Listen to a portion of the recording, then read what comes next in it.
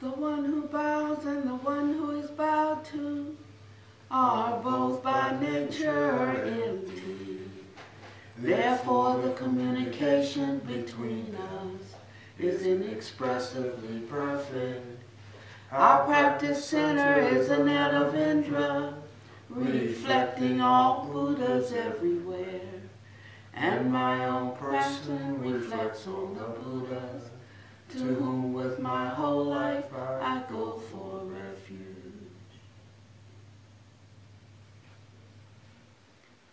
Offering light to the 10 directions, the Buddha, the Dharma, and the Sangha, to whom we bow in gratitude.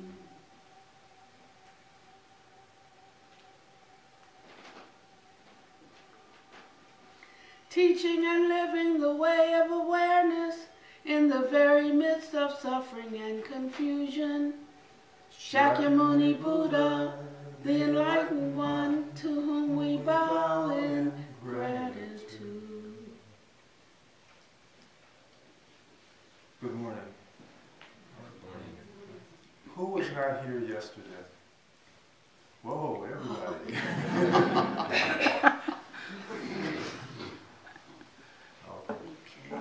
Well, again, welcome. I'm glad you're here. Our topic for this workshop is what is cultivation? And that's an interesting phrase because the first question is what is cultivation? So cultivation is paying attention to and caring for something. And what we like to reveal, expose today is how we spend more time cultivating and taking care of our habitual tendencies that are latently unwholesome.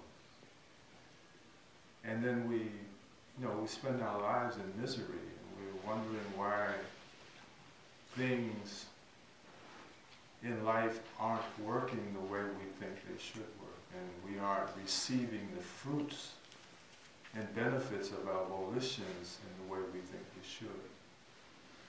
So, that's our discussion. I'm going to use as a teaching tool Sutta 62 from the Majjhima Nikaya. And keep that on your notepad in your mind, because it's an excellent reference. It is the Buddha giving advice to his son Rahula. And what attracted me to the Sutta and helped me or encouraged me to study it and understand it is because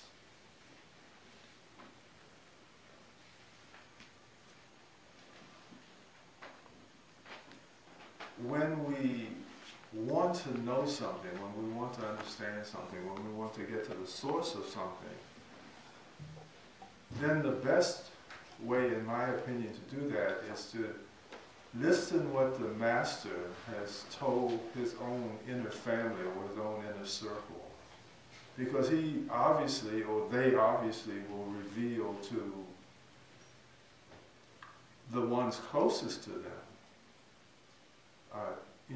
the very clear and the very simplified message that allows his relatives, his loved ones, to really get and benefit from the teachings that he offers. So, this sutta is called Advice to Rahula, which was the Buddha's son. And it starts out with Rahula walking behind his father and thinking to himself how wonderfully made and how magnificent the form of his father was, and how he was proud of himself because one day he knew he would inherit all of these beautiful qualities and tendencies. And of course the Buddha and others in his Sangha, having the ability to rap mind or read mind, knew what his son was thinking about, the conceit of form itself. And he turned to his son and he said,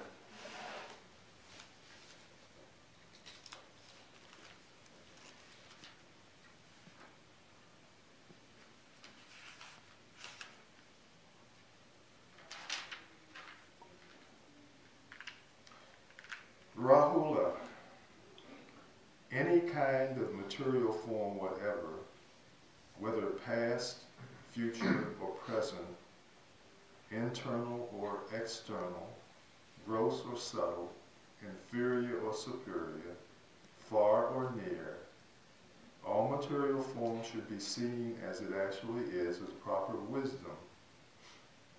This is not mine, this I am not, this is not myself. And Rahula said, only material form? And he said, material form, Rahula, and feeling, perception, formations, and consciousness. In other words, the five aggregates of clinging. Materiality, which is form, and mentality, which is feeling, perception, thinking, and consciousness, awareness. And after the day's alms rounds, after they came back from alms rounds, and Rahula went to his father and asked him the question,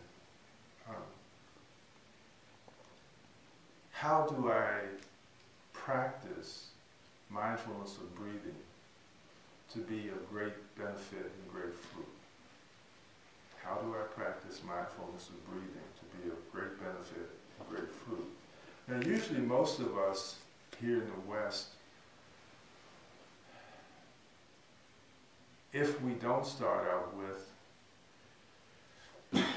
mindfulness meditation itself, vipassana meditation itself, dry insight itself, if we work with the Satipatthana Sutta, or the foundations of mindfulness, one of the first exercises in that teaching is mindfulness of breath, mindfulness of breathing, mindfulness of respiration. So it starts us out with that, and most of us have some fair results with it. But our problem is, even though we become more concentrated, we still don't seem to shake our recurring habits that are unwholesome. Okay? Now I'm going to give you an analogy,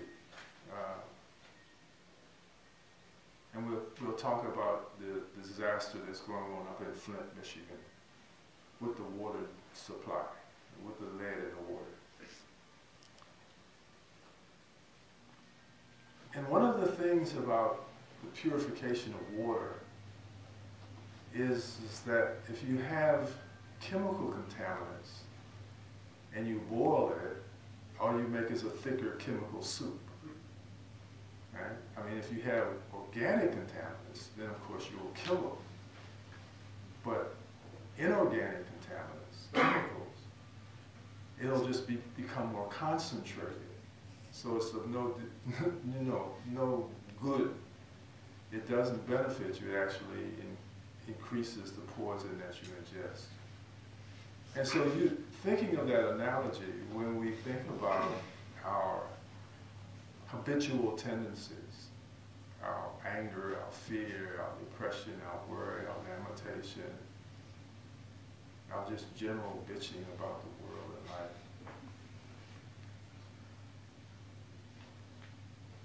If we don't do anything about those and we just work with being concentrated, you see, it's the same thing.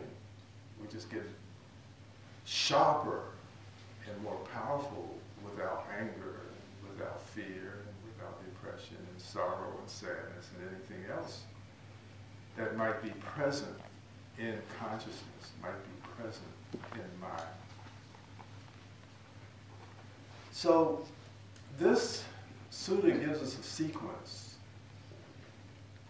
gives us a way of getting to developing concentration by, first of all, eliminating the unwholesome actions, the unwholesome tendencies that we have. Helping us understand the reason why and the antidote to those unwholesome tendencies.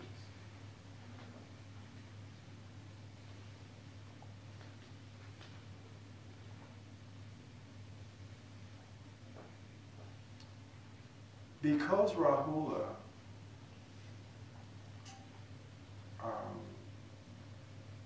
indicated that he was having problems with conceit, with selfness, he was full of himself, he was grand about himself.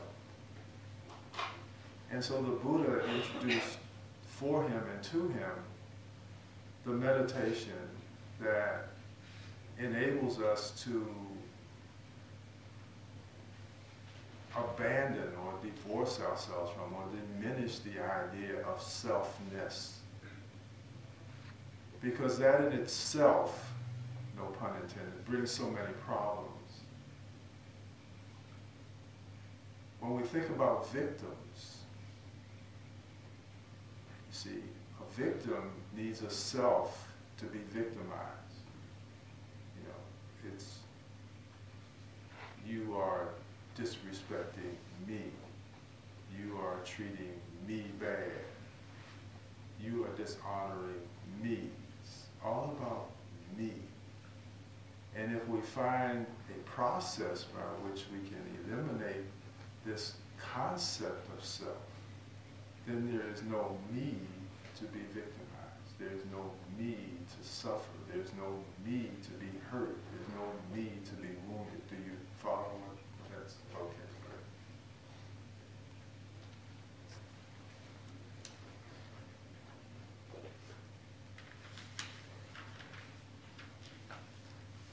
So the process of dismantling this concept of self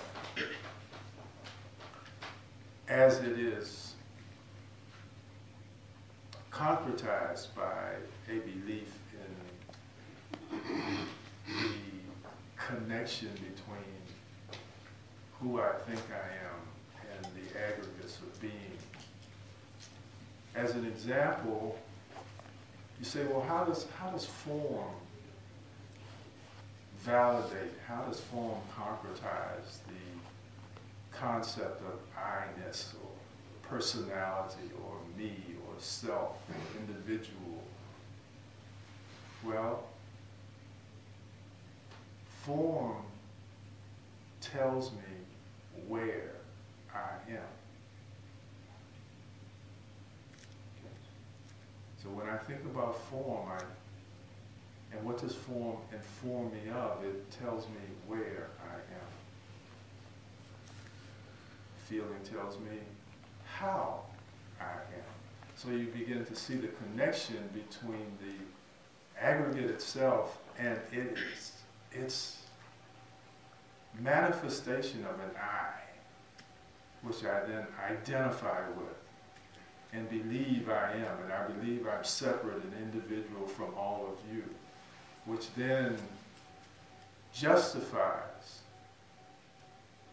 all of my actions toward you, my fears of you, my protection of myself. All right.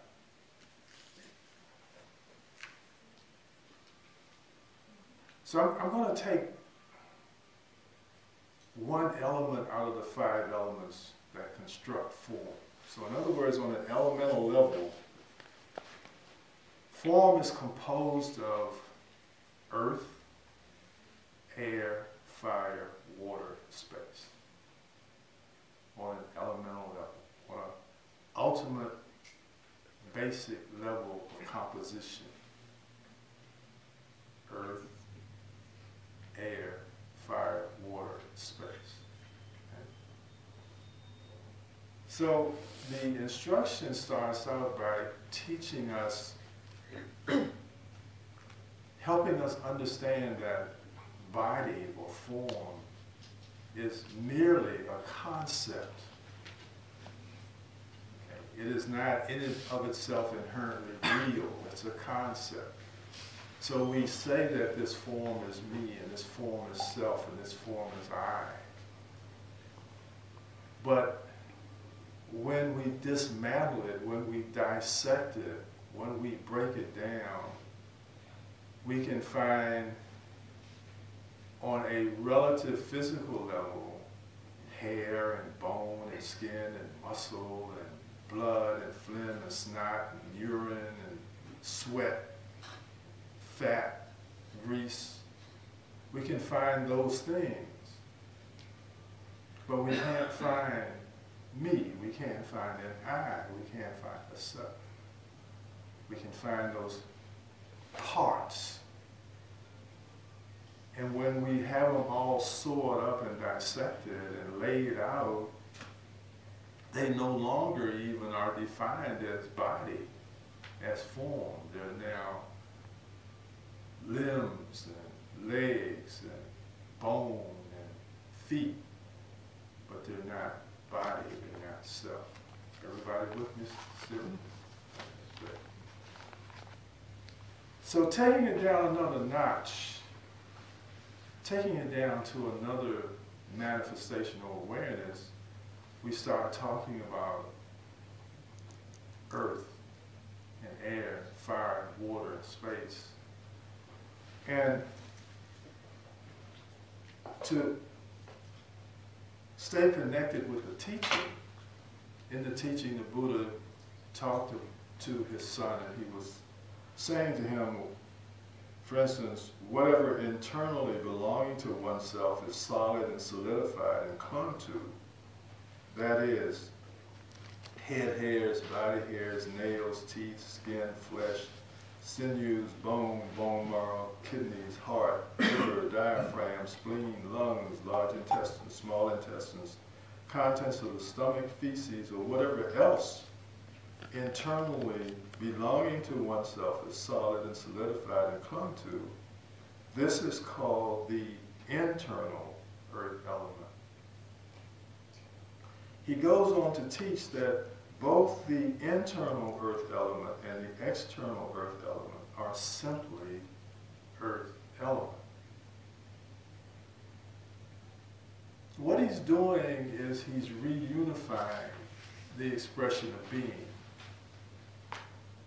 He's saying that all of those component parts of you that you think you are, that make you believe you are an independent individual self, is this element of earth.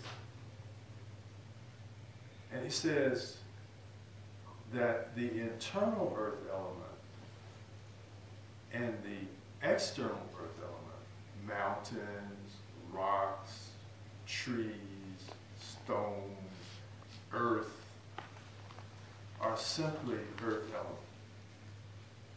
And just as we don't go around and when we see a tree or we see a mountain or we see a rock formation, we say, oh, that's me. We never say that.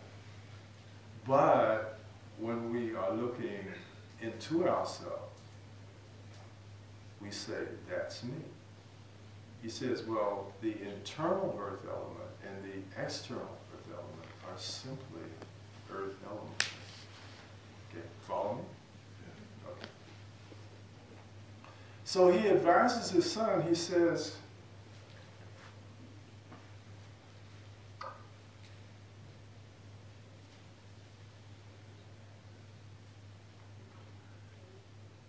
and I'm skipping now because there is a teaching for each element, okay, but I don't want to bore you too much. He says, develop meditation. He's talking to his son Rahula. He says, Rahula, develop meditation that is like the earth. For when you develop meditation that is like the earth, arisen, agreeable, and disagreeable contacts will not invade your mind and remain. Just as people throw clean things and dirty things, excrement, urine, spittle, pus, and blood on the earth, and the earth is not repelled, humiliated, or disgusted because of that, so too, Rahula, develop meditation that is like the earth. For when you develop meditation that is like the earth, arisen, agreeable, and disagreeable contacts will not invade your mind and remain. Now the question then is, what is he talking about? How do I develop meditation that is like the earth? What does he mean?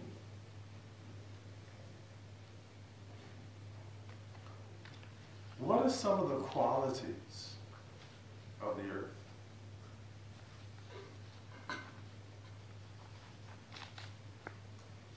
Hardness, right? Roughness, heaviness. Those are qualities of the earth. So that means then that my instruction is to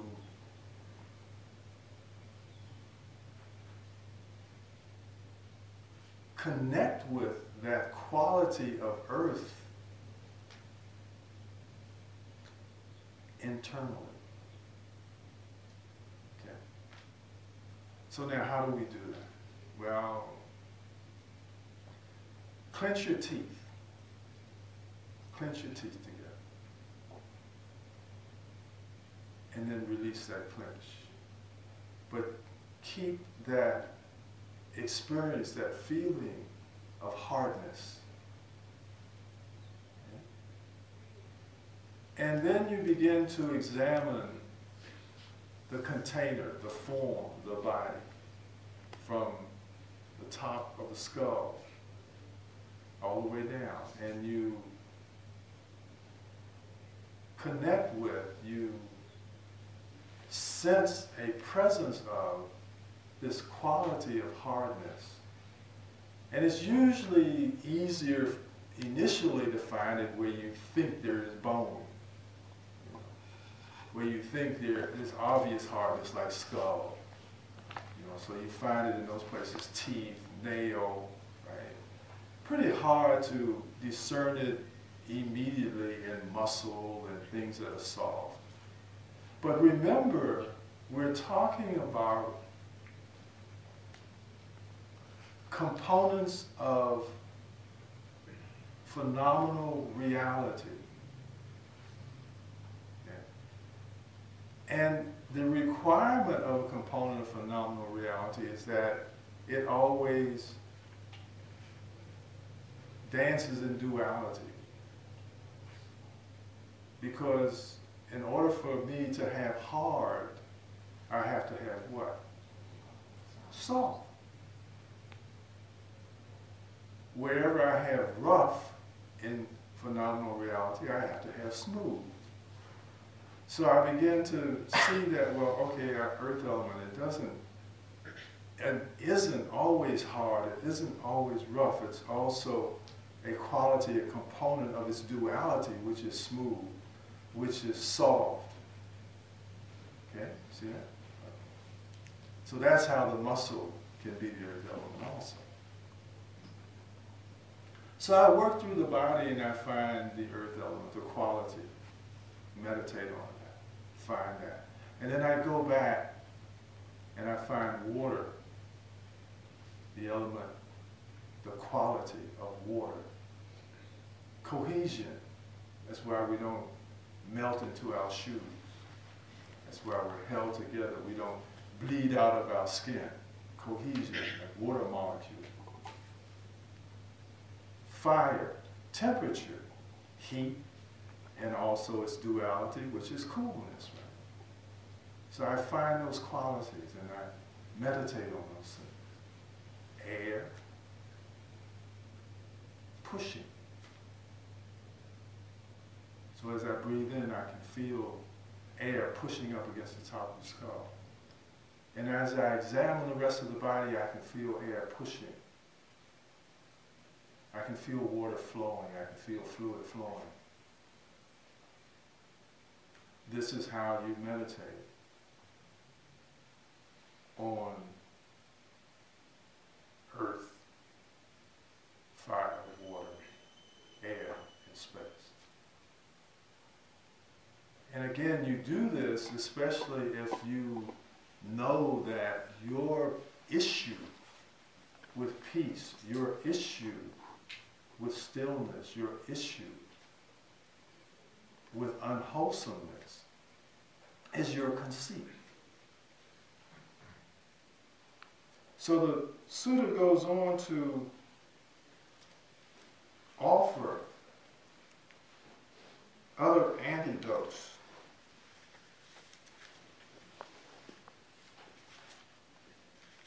for our unwholesome tendencies. It says, now I want you to think about what it is that you are plagued by. What is your mental, emotional pathology? What's your illness? What's in your mind, as they say, wallet? What's in your mind? What do you carry around with you that is plaguing you, that is your disease, your spacer from peace and harmony?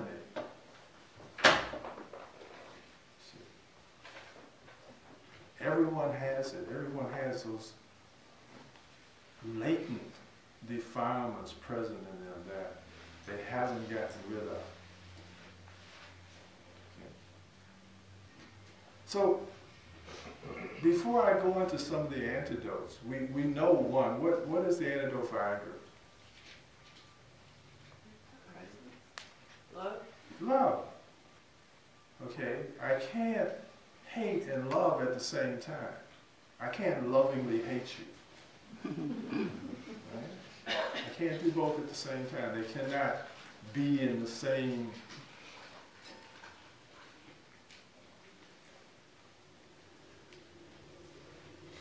component of consciousness. So let's go back and think about how does this all get started? How does this get reinforced? What is it that creates the strength of the bad wolf instead of the good wolf? The demon on my shoulder instead of the angel on my shoulder. What is it that causes one to be strengthened as opposed to the other, causes one to be weak and almost non-existent, just barely whispering in my ear, while the other one shouts in my ear, demands that I do things that I really don't want to do? What makes that happen?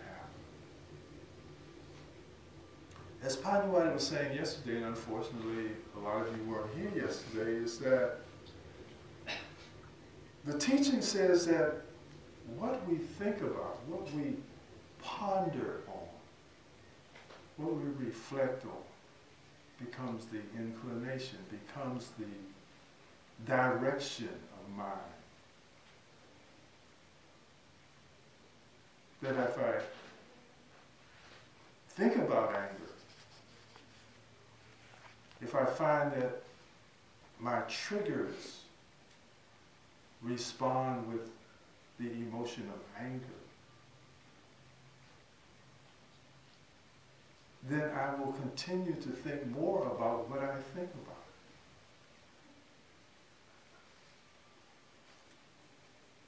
Let me make it easy for you.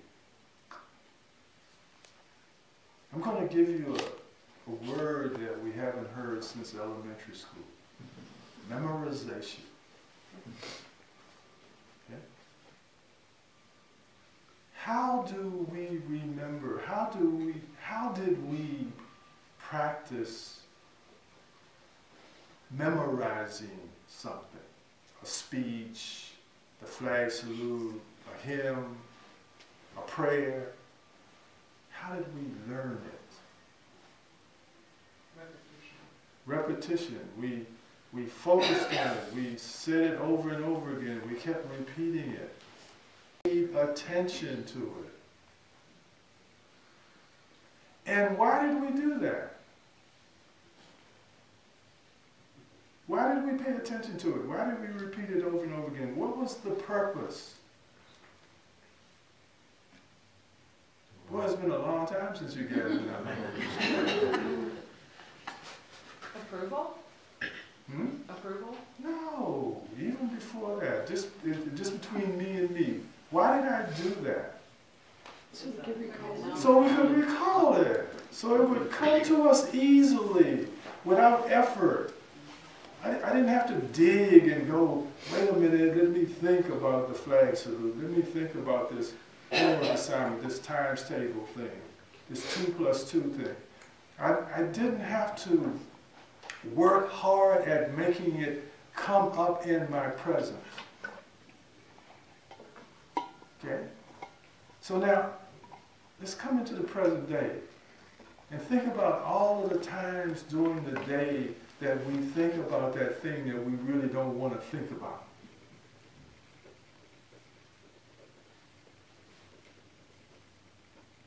What are we doing? We're cultivating recall so that it easily comes back. So we have this problem. I'm always thinking angry thoughts. I'm always being triggered by my partner who I love, and they make me respond in an angry way because they pull my buttons and they push my buttons, and I just can't stop it. I just don't know how to stop it from coming back so frequently and so easily. And so I go to my shrink and I lay on the couch and they tell me, think about your anger. That's why I'm there, because I don't want to think about my anger. Yeah, let's talk about it. And then I go away wondering why it doesn't work. Well, after I pay them for the hour. So this practice is about helping us understand why things are the way they are. And if we don't want them to be that way, then what is it that we can do to make them different? So as we've already said, if my issue is anger, if my issue is hate, then my requirement is to focus on, pay attention to, cultivate love. And the more I think about love, the easier love is to recall. And then what I find is, just as songs that we think about, that without me thinking about it, without me asking for recall, I'm walking around humming love. Ooh, where did that come from? Oh, wonderful. Didn't even have to think about it. Just came out of my lips. I love today. So wonderful. It's gorgeous.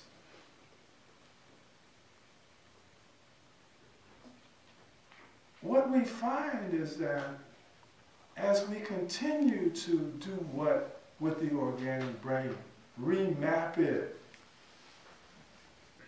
There's all of this talk now about neuroplasticity, the ability to transform, to reorganize, to redefine the organic brain.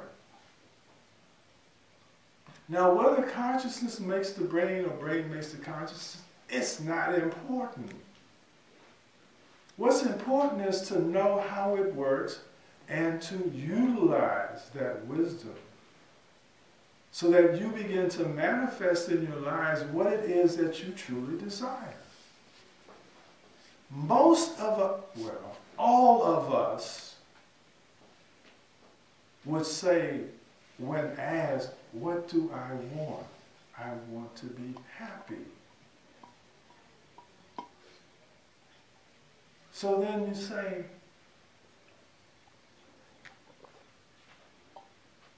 am I happy when I'm angry? Even when I'm righteously angry, I'm not happy. I'm disturbed, I'm perturbed, and I want them to stop what they're doing so that I can be okay, so that I can be at peace, so that I can be settled, so that I can be happy.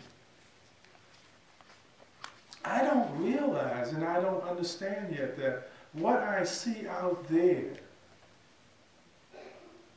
is what exists in here. And if I want that to change, I have to change this. And so again, then we begin to understand, well, if I want anger and violence to change, if I want it to become loving, then I have to become that love that I want it to be. If I want cruelty to stop, lots of great programs and great organizations that deal with cruelty to animals. I don't know why they don't deal with cruelty to people, but we kind of let that one aside. The cruelty to animals. And the antidote to cruelty is what? Compassion. You see, again, we talk a lot about empathy, about feeling your pain. See, but compassion is about doing something about it.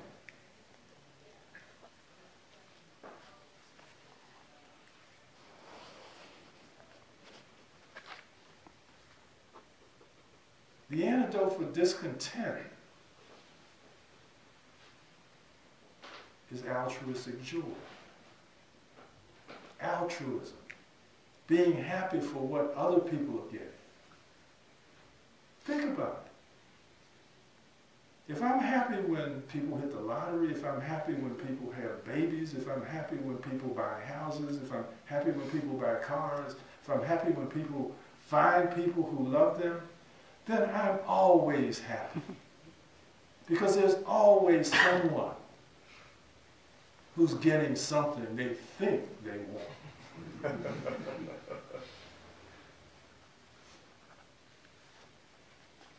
So this is the way it works. This is what meditation is.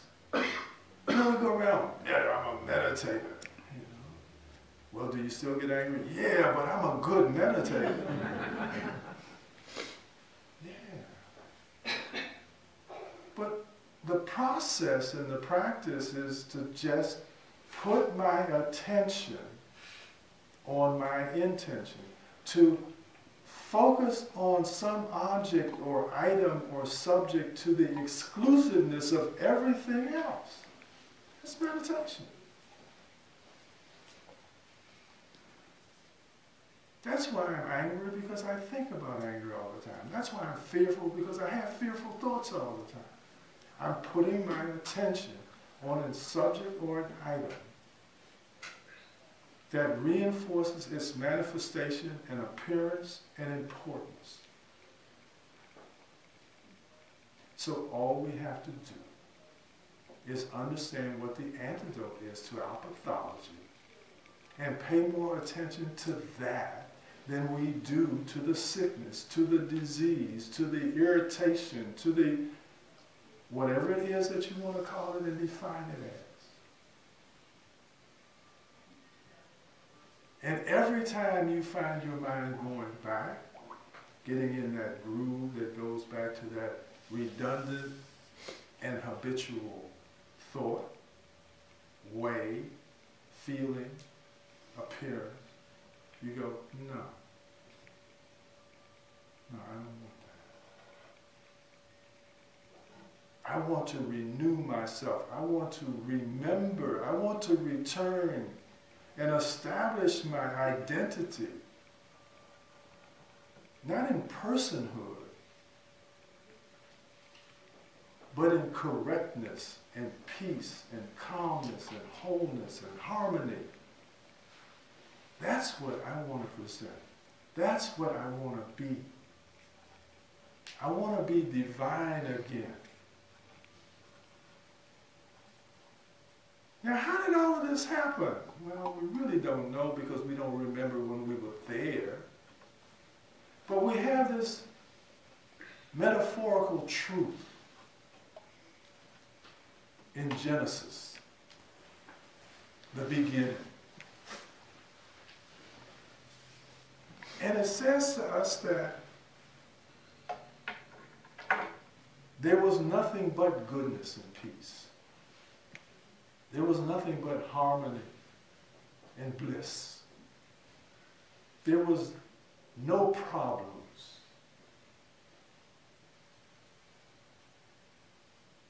And then the snake got a rap and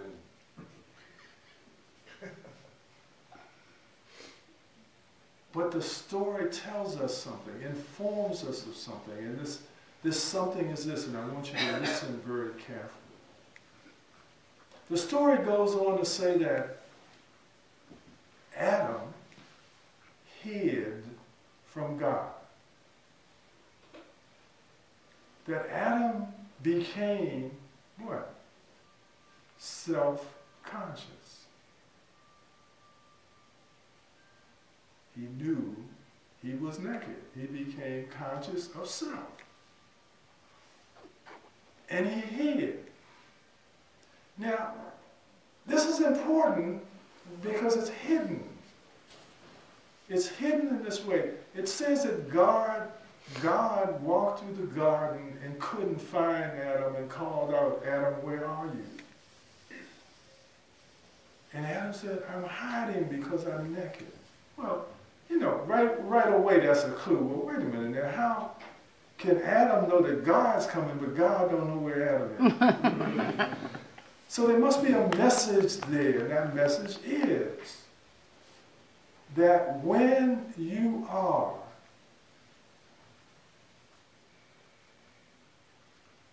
believing in selfness, when you believe that you are separate and individual and personalized, you are hiding from your divinity. Do I have to say that again? Yeah. It was so good, I want to hear it again. When you are in your selfness, your I-ness, your me-ness, when you see yourself and believe yourself separated from all others, independent of all others, you are hiding from your divinity.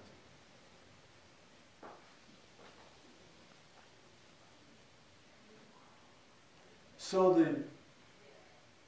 the measure of how little you are and how much everybody else is, how much you care for. What is the antidote for forgetting me? Is focusing on others. The more I think about you, the less I think about me, and the smaller I become.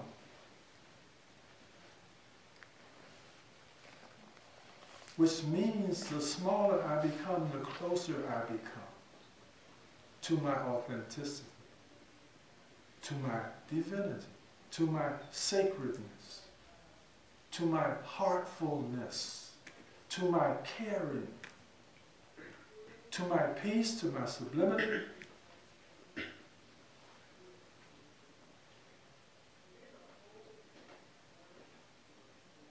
So, the exercise this morning, well, first of all, any questions? Any rebuttals? So, your notes. Yeah, I'm just looking for the skill.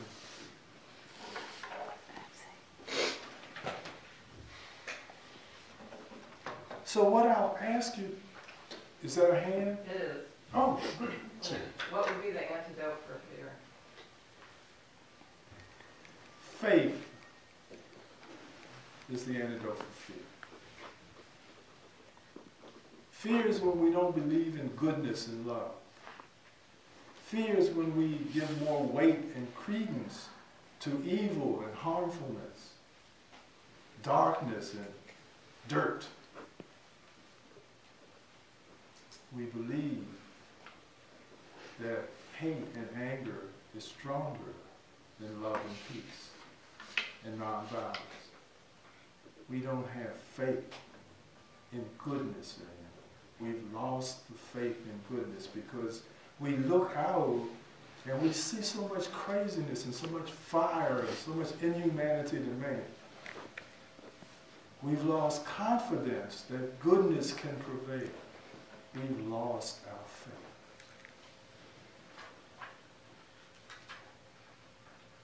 And the first requirement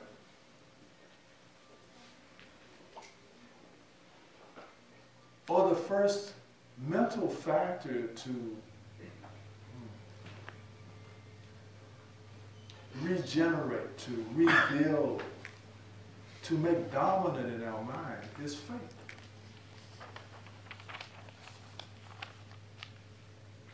The other four are effort, mindfulness, concentration, and discernment. But faith is first. You know, without faith, all I have is hopelessness. And that's the real face of fear.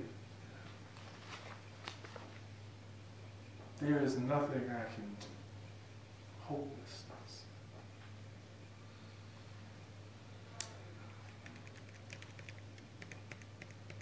Okay?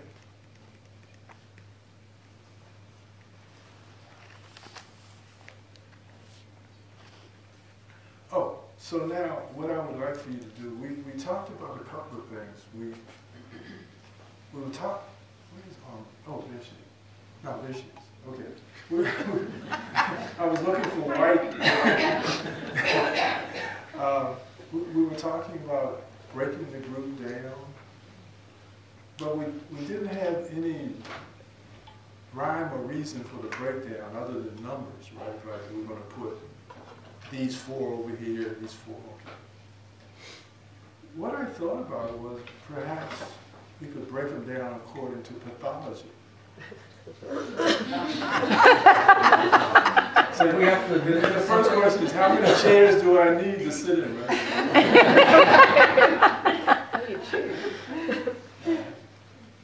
So what I want you to consider and think about is what is your dominant pathology? What is the thing that, you know, jumps on you most days and hounds you at night about 2 o'clock when you're by yourself in the dark? And then, well, for the most part, we've talked about most of the antidotes to those things. Is there any that are here that we didn't talk about? Okay, everybody's got their antidote? Yes? I see a little, well, I'm not really sure. Is it because it's more than one? Well, because this, yes.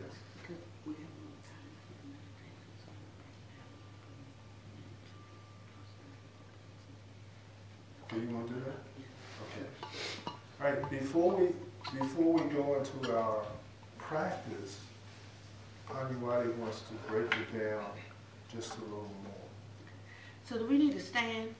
Let's stand. Do we need to take a quick break? Yes. Can it be a quick break? Okay. Okay. So 5 minutes. That means in 7.5 minutes I'm gonna start. But what I'd like to talk about for a little bit, if I can, is to help us go a little bit deeper. We had a conversation during the break, and it was a really good conversation because, you know, we have certain propensities, certain things that we lean into. And as Pannavati was talking earlier today, you know, it's just like whatever we think and ponder on, that becomes the inclination of our mind. He abused me, he beat me, he robbed me. Those who harbor such thoughts and them hatred will never be appeased.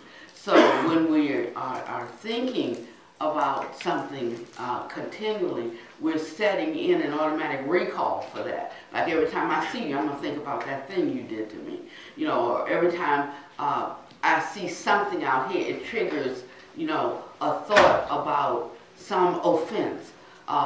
Something you said. I mean, you can say 99 good things to a person. You say one thing that they take issue with, and every time they think about what you said to them, it's that one thing. You know, so that's our propensity. You know, it's like sort of it's weighted towards the negative. We have a sharper reaction. You know, not that many people get, you know, feel.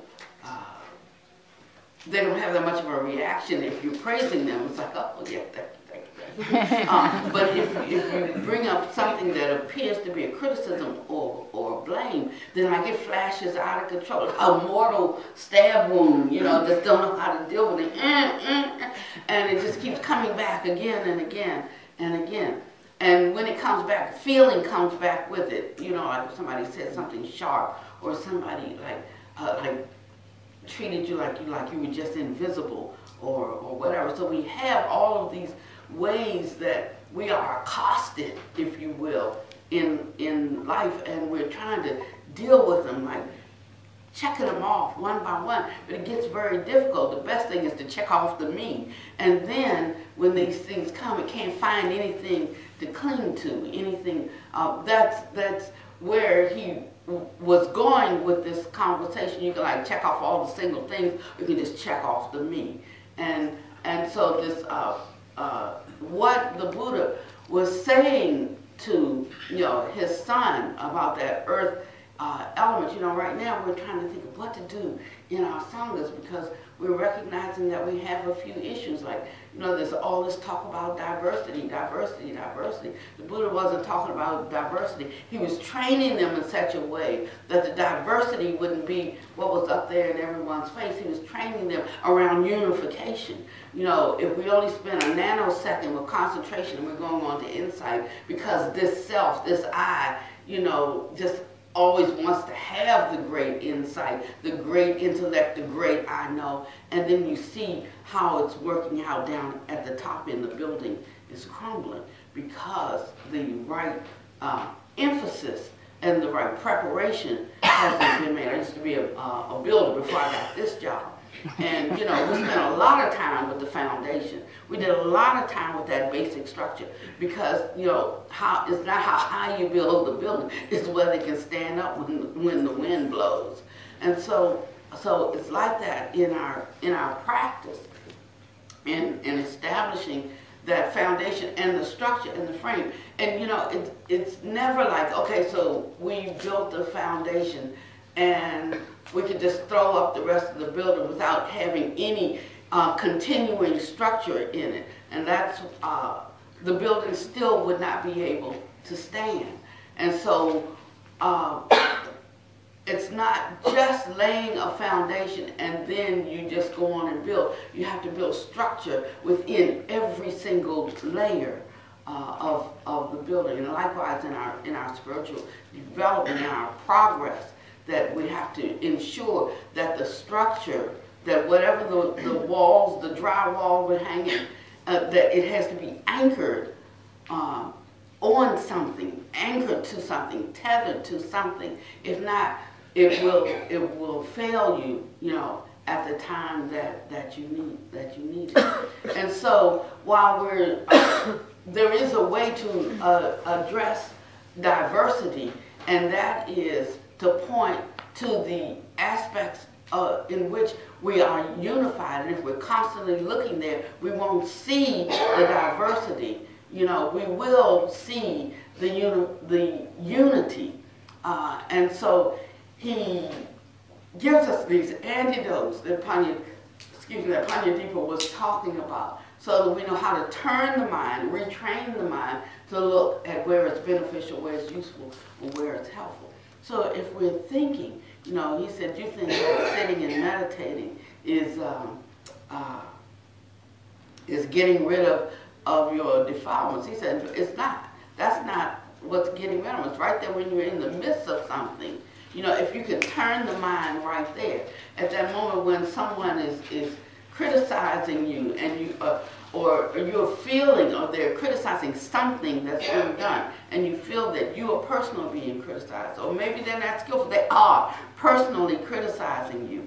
Can you look past the energy of the personal affront? Can it just move through you? Like, because when it hits the body, this is just earth element.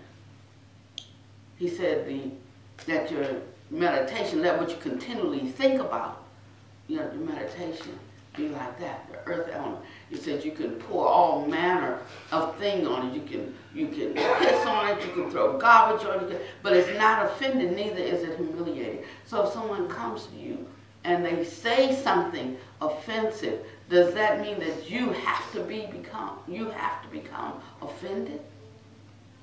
No, it doesn't. No, but it's only if you're practiced and developed can you not become offended. You see? And so if we're going to train someone to be a master, train someone to master life, then it's this kind of fortitude that has to be developed inside. Otherwise, I'm always going to be dependent upon you for my happiness. If you don't like me, I'm not going to feel liked. If you don't love me, I'm not going to feel loved. If you don't help me, I'm going to feel helpless. If you don't, you know, it's like that. So there would be no way out for me. There'd be no answer. It's like don't even bother to practice, you know. But when I am encouraged to, taught how to, trained up in the way of taking responsibility on this side, then it doesn't really matter what you do on that side. It cannot touch me in the way that it destroys me as a person. And in my being able to stand in this way, others can see. You know, every place I go, that's what they say. You know, I look at, I see your strength, or I look and I see how you do this or how you do that. And it lets me know that I can do it too. Yes, it does. Because if I come to you with fear or my neurosis, then all I'm doing is adding to yours. You know, somebody says, well, you're just not sympathetic. Because you're in a hole, am I supposed to get in the hole with you? No, I have to stay outside the hole and reach my hand down. If you want a hand over there, well, just let me stay in this hole. One more minute, just one more minute. Then I'm coming, I'm almost ready. You know, but it's just reaching hands, like, get out of the hole. I will help you. It's like that. And so we're finding ourselves leaning towards the side of being compassionate, not for one's neurosis, but being compassionate to it. And in that way, it's increasing. It's feeding something rather than showing you the way out. And so we have to be careful in our cultivation to make sure that we are applying the antidote. You know. And my daughter was, she was extremely shy. And I just didn't know what to do about it.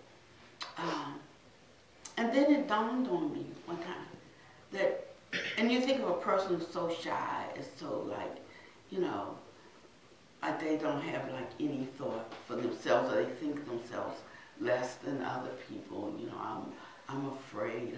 No, but it came to me the amount of pride that has to go into shyness. You know, you got to be thinking a whole lot about yourself. You know, that whenever someone comes to you, like you're like so tender, like tenderoni. You're so tender because like I'm just so aware of myself, you know. And that's how I broke her out of that shyness. People thought I was rough on her, you know, when she didn't want to do something, and I make her going out there and like, forget about yourself, get out of yourself and go do that, you know. And they said, no, she's so shy, you have to be so tender, so gentle. I said, she's going to be out in the world that's not tender and it's not gentle, you know. So if she's that tender, it's going to be my job to toughen up her skin, you know. And that's what I did. And I mean, like, there's not a shy bone about her. But I understood that, you know, because I myself was like that. And it was a prison You know, people think, oh, it's such a modest quality. No, it was a prison, you know. And so the Buddha talks about these propensities that we might have. It might come from rebirth thinking consciousness. Could be something that was instilled in you when you were a child, something in your environment. Doesn't matter where it came from. Is that it's here right now, and this is suffering for me. You know, so I want a way out of suffering. Right in this moment, how do I change something? Right here, right now. And all this morning, Pannadipa has been talking about applying the antidote, applying the salve, you know, or what to do about it. And I wanted to add one little bit to this to help us know where we are, and decide where we want to go. So he talked about in the Visuddhimagga, and that's sort of like the monk's training manual. You know, and it's like sometimes if you share with households, too much information, you know. But it's very good, and it's not necessarily ascribed to the Buddhas in that we can't find it directly in the suttas, but there's some things in the suttas that are ascribed to the Buddha. And I'm sure he didn't say things like women can't get it, you know, stuff like that. And so we don't, you know, if we get an idea about what has been said, what an intention is, what a truth is. When you find one little part that doesn't fit, you know that somebody in these 2,500 years added something somewhere, because it just doesn't measure up to the rest of the teaching, okay? And then sometimes when you find something like in that all of the teachers since the Buddha taught, then you could say, well, he probably taught that, because when you put it into the cauldron of your experience, you find it useful, you find it beneficial, you find it helpful. And so there's this conversation around personality types or propensities, you know, behaviors, habitual tendencies, habitual ways of thinking, habitual modes of thinking, habitual ways of looking at the world and seeing the world.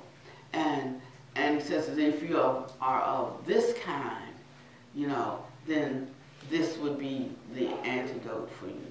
If you're of this kind of, if you usually see things this way, then this should be where you could apply some effort so that you could become, you know, more balanced.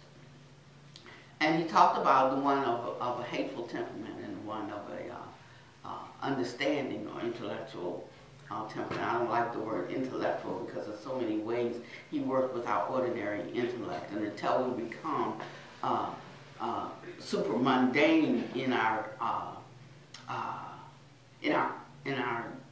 view, in our capacity to understand things, then it's just ordinary. And he talks about superseding the ordinary intellect and finding that which is, perceiving that which is sublime.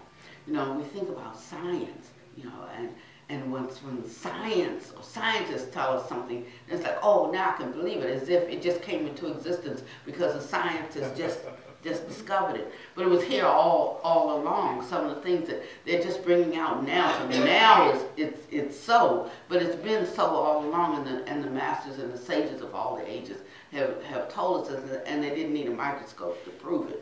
You needed a microscope to get it, you know, but they didn't need a microscope. So how did they get it? How did they see? He said there are faculties that we can access when we drop all of our mundane foolishness, our mundane ignorance. There are faculties that can be accessed, and we can know reality as it is. We can know something, and this is what they trained at. So they weren't stepping outside of life. They're like fully engaged to really know life, to know reality as it is. And once you know that, you cannot unknow it. So he talks about these six their basic personality types. One of a hating temperament, and one of an understanding temperament. Now, most people never call themselves that first one of a hating temperament. Maybe because they just don't know. You know, it says, but one of a hating temperament condemns living beings. One of an understanding temperament mental formations. So it's not the person, it's that thing that's being done is not beneficial. And not useful, it's not helpful. So they asked me, how do you make it when you're over in India and you're working, with the untouchables? Because side by side, we're working with the upper caste, and so somebody considers the upper caste the perpetrator. That's what they see. They see a perpetrator, but I don't see a perpetrator. I see someone who is locked or bound through some kind of teaching, some kind of training, some kind of way of looking at the world to think that one human being is of a better or greater quality than another human being, and that is a bind to the mind. It's a basic ignorance. So that's what I see. So I don't see a perpetrator. I just see two people. One with maybe a wrong understanding, but in a position of power that brings some suffering to another. You see, it's like that. I could say the same thing in America with the race situation in America, but I don't have to hate the quote racist. I just recognize that you're stuck in a debilitating ignorance, and in that way, if I look that way, then compassion can arise for that one. And instead of wanting to fight that one, or instead of, then it is first of all to accept them as a human being caught in a fault, and how can I help change or modify that view so that he can be released, or so that she can be set free from that. It says to know me would be to like me, But if you look and you judge me by the color of my skin, then you've missed a great opportunity to have a great friend. So you have to think like that, think in these kinds of ways. So, but one of us, so we have to ask ourselves, am I one that condemns living beings? Do I have hatred? There was a guy who worked for us. He was our baker. We had the gluten-free bread company for the homeless youth, the training program, and he got upset with me because he thought that I was replacing him. I was going to fire him. He went into my computer and he saw something. And actually, you can't have one baker if you don't bake yourself. So I'm going to have a bread company. I don't bake and have one baker. If he gets sick, if he walks away tomorrow, what am I going to do? So I said, I need to have a second baker so that I can have a part-time, somebody I can call in, but they got to be on a constant payroll, so that they're there in case I need them. So this is my thinking, and I hadn't discussed it with him because I don't have to discuss everything with him. But he didn't have to go into my computer. When he saw that, he thought I was gonna fire him. So what he did was he deleted all of the recipes from the computer, and he walked away. So he quit and deleted all the recipes from the computer. Now I was between an understanding temperament and a hating temperament. I was moving to the dark side, and I, and it was right there when we talk about cultivation and practice. It's not, when I'm sitting on my pillow speaking nebulously, like, may I be happy, may I be well, may you be, but name, may you be well and happy and peaceful, may they be well. This was a specific issue going on, and hate was arising. And so thinking about what is it that I can do, how can I cut this off? How can you just can't say no. How do you just apply the antidote? But thinking of the practice, this is a time that the robe saved me, because I walk around this robe, can't be hating, right? So I'm thinking, like, how am I going to act out in the community? And I started trying to think of something that I knew about him. Is he good? Is he a good husband? Like, nope. He's not a good husband either. I met his wife, and he doesn't treat her well. And I went down my tick list of things about him. And I remember one day his son came to the bakery, and I watched him play with his son, and he I was like taken by it because he was such a sort of like nice, not a nice guy, but yet his way of dealing with his son was extraordinary, you know. And I said, he is a good father. So I started thinking about him, about that, around that he was a good father, and he was. Well, at that time, I thought he was an excellent baker. Since I've come to know more about baking, he was okay. But I could really hone in on his relationship with his son, because that's another human being. You know, it wasn't the bread, it was a person. And I saw how he could relate to a human being. And I just kept thinking that about him. And it helped me to stay with the issue, because it did have to be dealt with. It helped me to stay with the issue, but without hating him. And so it's right there in that moment when something is happening, not when nothing's happening. It's good to love folk who love you. You know, can you love those who don't love you? It's when everything is okay. And then sometimes we get confused. You know, Pannadipa said, and I made a note when he said you can't lovingly hate someone, you know, and I like to add you can't hatefully love someone. So sometimes we get confused. That's why people who are abused stay with their abusers. It gets confusing for them and all. But I know he loved it. Yeah, he beat the crap out of me last night, but I know he loved it. He didn't mean to do it. You know, doing is as doing does. You know, so if he beat me, then there's not love in that, you know. And so we don't have to be confused. You cannot be hatefully loving, and you can't be lovingly hateful. That's just it. You're either flowing in hate or you're flowing in love, and we have to accept that for what it is and take the appropriate action. So he says, one of a hating temperament condemns living beings, hates people. One of an understanding temperament condemns the mental formation. That action, the thought that produced that is wrong. That is to be uprooted. And it makes the difference. It allows you then to be able to work with anybody. You know, we can have an opposite view. We can think differently about something.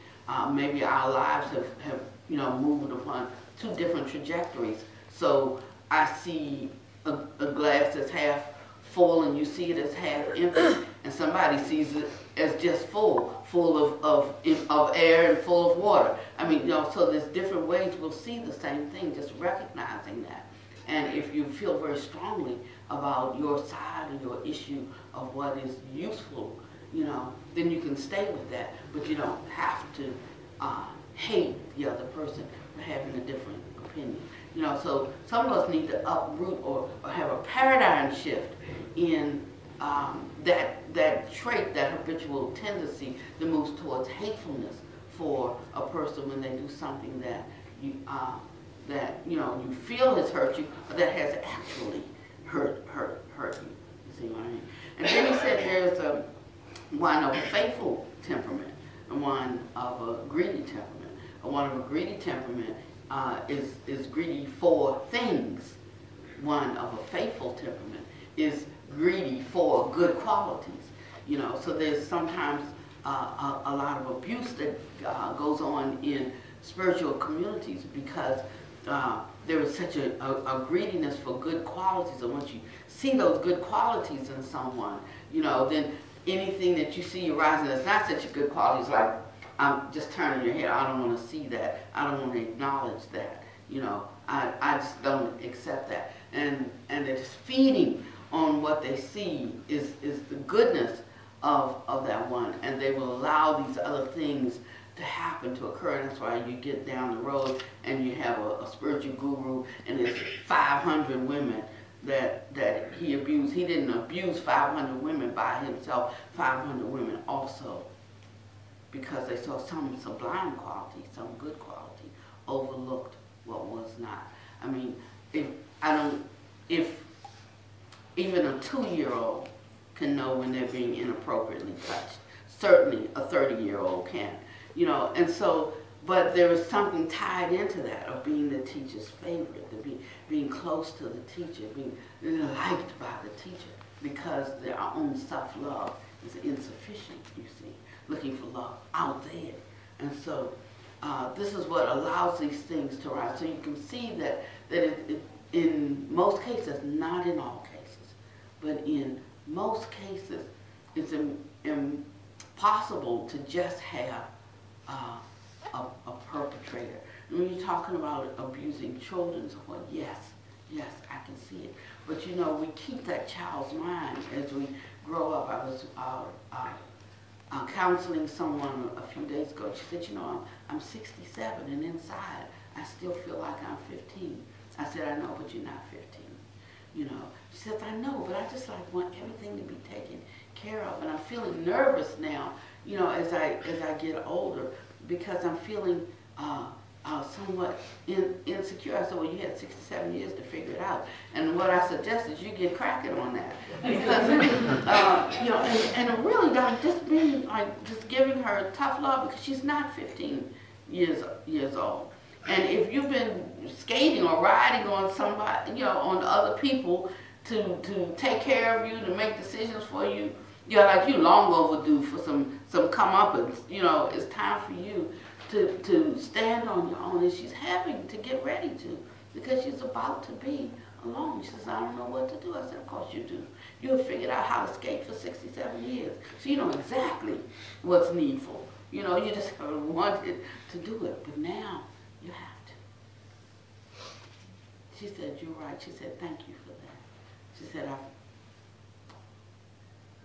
She said, I'm very strong at setting things up so that others take care of me. I said, I know. And so it's like that. So the Buddha asks us to be radically honest with ourselves. Because otherwise don't even start this journey, because it does require radical honesty. Really being willing to look at ourselves. One reason that we don't want to look that deeply is because we don't want to acknowledge it. You know, so we talk about it, and you know, and I'm not talking about being bad people. I mean, you can tell from the energy that's flowing out. I'm not talking about being bad people, that something's wrong with you or something's wrong with everybody. But I'm talking about looking honestly at the games that we play and how we wrap and trip ourselves up in our own shenanigans, trying to manipulate the outer world. And when it all boils down, you know, to the end, then we find ourselves trapped by, you know, our own habitual ways of doing things so that we get what we want, and that we don't have to deal with what we don't want. So it talks about the one with faithful temperament. So I've made it a practice to be really observant for the one that comes, you know, to me extremely faithful, because I know that was going to be a problem for me, you know, because they're going to only want to see the good qualities. Now they're going to prop me up on a pedestal. Now I got to try to let them only see the good qualities. You know, it just runs into it just becomes a whole thing, you know, instead of being how we are, the best that we are, but not always correct, not always perfect, but ever striving for that. And it moves into some dishonesty, you know what I mean? And it moves into some game plan. And that's what you do in the world. If you do that out in the world, you need to come here, you know, because we're trying to do something different that's based on you know, radical honesty. It's based on humility. That's based on being able to accept defeat sometimes and give the victory. If you don't want to do that, this is not the place to be, because this is what we do. This is what we have to do. The time that you say the wrong thing, you know, it might give you to let you know how that what that sounds like, or what it seems you're saying, to just get some clarification. Or it might be the time to like actually check you on that, you know, and you need to go home and think about that. You know, you just can't, and you know, something, you can't say everything you think, you know. Or it might be to let you say that because, you know, there was no ill will coming with it. It was just a statement of their view. Or they could have been sincere about it, even if they were sincerely wrong. Or they could, you know, so you have to be able to know what is happening at this time. What is transpiring? What is the energy? What is the thought that's being projected in some words or some actions? You know, so what would be the most beneficial and useful response? Is it to draw a line and say, no, you can't do that here? Is it to let tolerate it at this time and then pull somebody to the side later? Or is it to like recognize that that's it and that there's some training that's required in that area?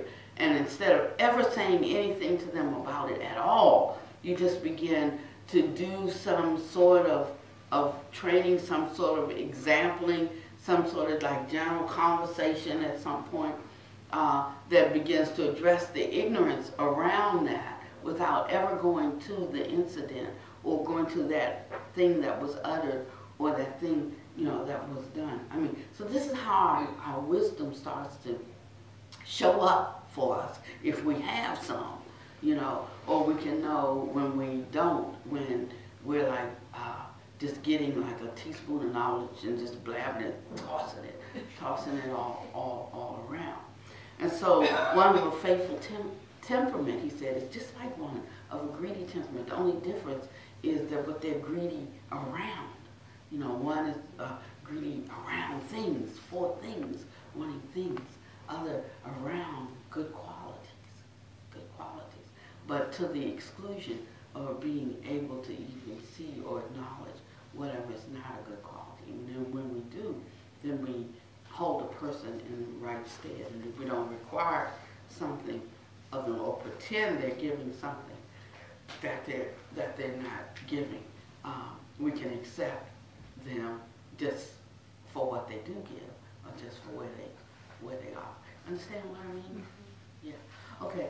And then he talks about one of a speculative temperament and one of a delusional temperament. Delusional temperament is one who like flip-flops all the time. You say, yes, I agree. Or you say, like, I think this thing, yes, I do too. And then they say, this one says, well, I disagree. Oh, yeah, I disagree too. You know, so it's like just going both ways. You know, and never being stable within oneself. And I'm not talking about having the capacity to see both sides. I'm talking about flip-flopping. You know, being weighted by the opinion of another. You know, not being stable enough within themselves.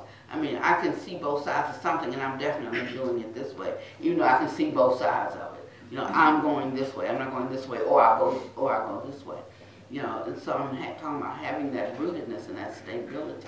You know, to stand in your conviction about what you believe or what you're embracing, without being so swayed by the energy of another, or needing the approval of another, or wanting to be liked by another, or you know, wanting to be accepted by the group, or all of these things. So I ask him, am I that kind of person who is so insecure within myself, or not sure?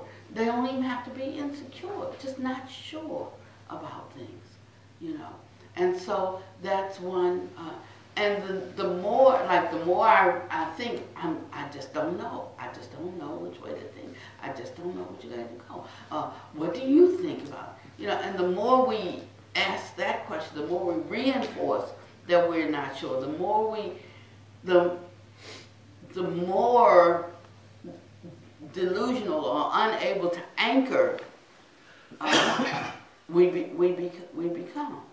But on the other side of that is the speculative person who like thinks up plans at night and hatches them in the morning. Now, I know I'm given to a speculative temperament. You know, when he was talking about these, he wasn't talking about them like in negatives. He just said you need to know your propensity, then you know what you need to work on. You know, and right now in the West we talk about like stick with your strong suit. So, you know, whatever you're good at, you like just promote that. You just like put that out there. And then people are like, whoa, this person is, you know, like a master at something because they're just sticking with their strong suit. But he's not talking about outward perception. He's talking about really being whole inside, really being complete, coming up to the fullness of the measure of the stature of an awakened person. That's what a Buddha is. When, you know, it's just one who is awake. And Buddha wasn't the only Buddha, and Buddhists aren't the only awake people. And most Buddhists are not awake. They're very, very few. And so it's not like just really understanding what the training is, what we're doing, and what the purpose of this is, you know.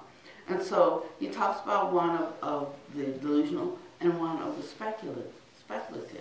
I'm always thinking of something that needs to be done, thinking of something, how to make something better, thinking of, you know, wouldn't it be wonderful? And then I don't just think of it and look for somebody else to do it. I have to think of it and I start doing it. And then I got to find people to help me do it because it takes more than one person to do. You know, now Pannavati calling again. You know, and I'm like, because we need to do this. We need to do this thing because it's not just thinking like, oh, may I be well and happy and peaceful. Oh, I send metta to the people over there. May they be well and happy. No, they're hungry. You know, when you get up from your metta sutta, then what? Then what are we going to do? You know, where's the action, the corresponding action that goes with all of these wonderful, lofty thoughts of wellness and happiness for people? You know, and so am I one like that? Or then sometimes people, you know, it's a thin line between you know, just knowing how to use the speculative nature, because there's some stuff like I laugh a lot of times, and like Pannadipa, they call him a monk's monk, right? You know, like about me, I'm a little shaky. You know, because he's like just always in such repose, always so still. And I think that's great, you know. But I tell them, like at our song, I said, you know what?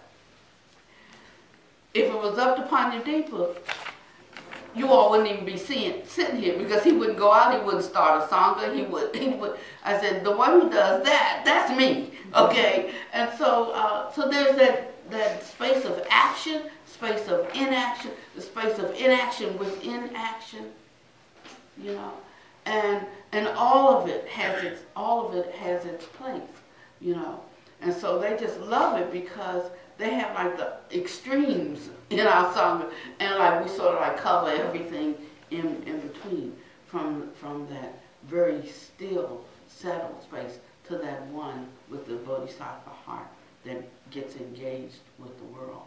So I said, yeah, but you're a Theravada monk. That's like a forest monk, right? You know, people are my forest. People are my trees. And so it's just the way we look at something, you see. How to be useful and helpful with the propensities that we have, with the temperaments that we have. You know, he has a very different temperament than I have. So there's no point in me trying to walk in Pannadipa's shoes. I used to try so hard to be like, you know, like Pannadipa, and I just gave that up. Because we have to work within our own temperament, our own field of experience, the ways that we see out of our own eyes, and that's the way we make a contribution, or that's the way we bring what's in our wallet. You know, so I say to you, you don't have to try to be like somebody else, but you do need to find out who you are and what you are, what your propensities are, and then you can see where you need to. So I know I have to tap down that speculative propensity that I have. People might not think I'm tamping it down, but I really am. You know, to not try to do, you know, too much, because I think it's nothing. I don't think it's a hardship, you know, but maybe people feel like it's too hard, it's too much, Pannavati. Then I remember the other side. The sage has no mind of his own. He takes the mind of the people, you see. And in that way, then I pull back a little bit. Or I don't ask someone to help. I'll just try to do the best I can, and whatever I can do, then that's good enough. You know, I don't feel like it's not enough. I don't feel like it's insufficient. The best you can do, totally sufficient. Can you feel that way about what you do. You see, this gets very, very, very deep, very personalized in a certain way, you see. And we start right there. And so if I'm feeling like too much emphasis, like on me, if I'm feeling like too much weight, if I'm feeling like too much expectation, if I feel, you have these ways that you start feeling that starts really bringing me up loud and clear, then he put that meditation in place. Rahula was saying, my dad is fine, and I have, my hair's like his, my facial features are like his, I look at how I'm emulating him and how I walk, He was looking at him, Buddha turned and said, you need to meditate. And he told him, and Rahula, he stopped. He didn't even go on alms rounds that day. He said, when his father turned to him and said that, he said, it would be, it just wouldn't even be correct for me to go and receive food from people today with a mind like this. And he went back and he sat and he pondered it. He wasn't like flagellating, I'm so unworthy. He wasn't flagellating. He just looked and said, that's not a right view. I need to go get that straightened out, And then he went back and he didn't ask the Buddha, he went to one of the other monks, he said, and he asked him, what mindfulness, what meditation, how could he practice mindfulness in such a way that would help uproot? He said, go ask your father. He said, he was the one, he also had mind wrapping mind. And he said, go ask your father. He's the one who said something to you, in other words. And so he goes and he asks his father, and he tells him, he said, and he gave him that elemental. So when I start thinking in that way, that I'm just add fire, water, space, then where is the me in that? Where's the me to be offended? Where's the me to offend? Because of my view. Where's the me? That me gets cut back, gets minimized, it diminishes, and actually that false notion completely falls away. Here's this glass of water right here. When the water's in this glass, I call it water, right? But when I drink it, I don't call it water in a sack of skin. I just call it me. And that's the point that he was trying to make. So if I call me on a very superficial surface level, but I don't want to really get deep. I want to get deep. It's just water, internal water. That's all. And when I start thinking like that, and you say something that's offensive to me, on the surface there's that Pannavati, like, she said that to me. But if I'm deep, whatever was said was uttered to earth, air, fire, water, space. Not offended, not humiliated. And that's how we can train ourselves to be able to walk in the world, to tolerate things that are said that are untoward, to everything that doesn't have to, be to my liking. It doesn't have to, you don't have to be so careful for what you say to me. For me, on my side, of course for your own side, what happens is that there's a sensitivity that develops around this. So it's not a license to kill. It is, you will see that when this is being developed and built up, then also your ways of relating to people, of cherishing others, will also grow. So I just wanted to add that part before we break down in groups to ask you to think about what is your propensity, and to think about what is your habitual tendency, to think about what is your continual leaning, is it towards cruelty? It's like, is it towards envy? Is it, towards jealousy? Is it towards feeling insufficient? not enough. And if you can see in this way, when you think the person who, you know, like has low self-esteem is like constantly looking at themselves, comparing themselves to others, you know. And can you see where that element of both instability is, but also like a constant focus on oneself, you know, and just getting out of oneself, forgetting about oneself, and just like joyously, spontaneously doing. I know, that's one that he doesn't have in there, but I don't know why he does. Maybe he's never been to America, because this whole planning thing, you know, that we plan everything out. You know, we just make up something in our mind. We call it a plan, you know, and then we start forcing it on a situation and forcing it on people. It's like planning is good, planning is good. I think planning is good. But what it can do is it can kill out our spontaneity, it kills out our ability to be right in the moment, to know what's arising, to know what people need. You know, so we plan it all out on paper. This is what I'm going to give you. But when you get there with people, when you get in their energy, when you're there and there's this interaction, or when a dialogue or a conversation is started, and as it starts, it's just a generic conversation, but then it starts moving in a certain way, in a certain stream. But the plan calls for us to be over here, you know. And so then what do we stick with the plan, you know, or do we? There was a song we used to like. That we used to sing in church. It was like the cloud of glory is moving. You got to move with the cloud, you know. And so it's like are we moving in the way that things are arising, you know? And do we stay with that, or do we stay with our plan? Or you know, it can inform the plan, or it might like just destroy it. You have to rip off the plan to be beneficial, most useful, most helpful. Right here, right now, with the ones who showed up, and because the conversation is moving in a certain way. See, this kind of, and then we're talking about liberty, talking about freedom. That's freedom, you know.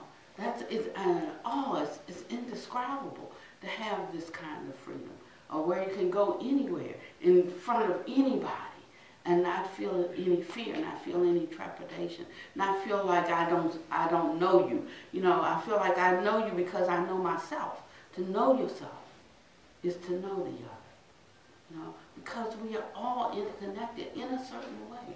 And if we can get beyond our self-fullness, then we can tap into that part. We can tap into that part where we're all connected. And we move out. I love watching fish, you know, like a school of fish move.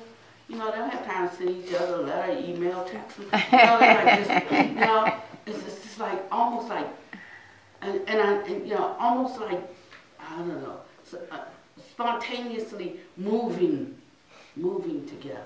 The fish can do it. Why can't we?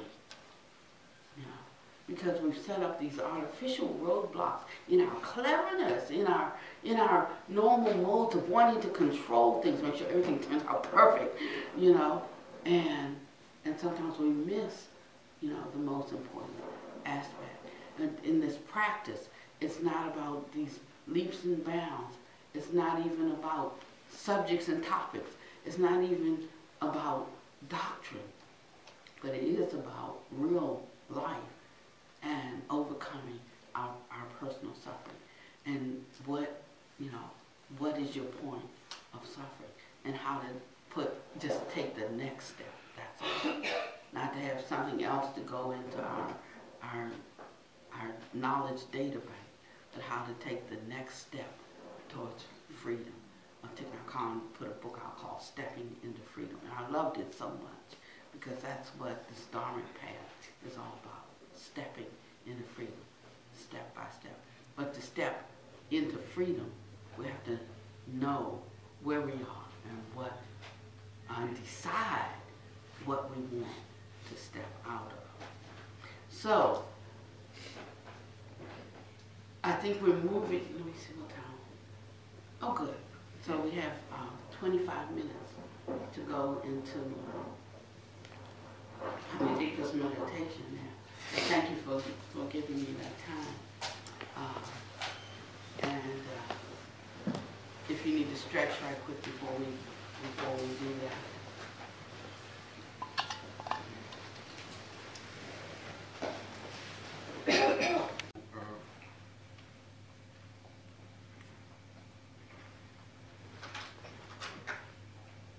Teach on the practice of expression, like loving kindness. It is more taught from the aspect of a litany or an affirmation where you're saying what it is that you want to manifest or that you want to occur.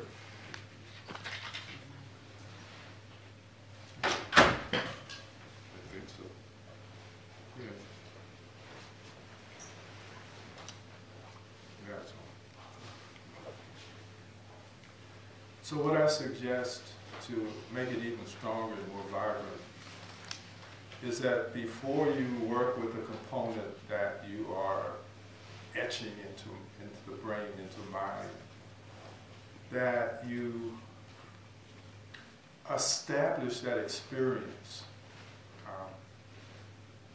So for instance, if you've decided that love is the antidote that you're going to work with for the next, how long does it take to create a new habit?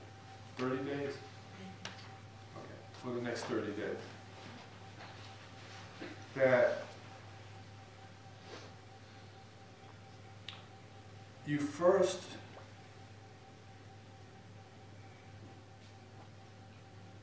put it into expression. Not a chant or a litany or an affirmation, but the way that we know something is real is because we feel it. If we don't feel it, it's not real to us. Even, women have been telling men this for years. When we're touching them and they're asking us, what are you doing? And we say, well, we're touching you. No, because I don't feel you. I feel some meat on me, but I don't feel you. So it requires that we establish a reality. And again, in the example of love versus anger or hate, we first have to go back and find a place and experience a moment when we felt love. And of course we know that because we felt that.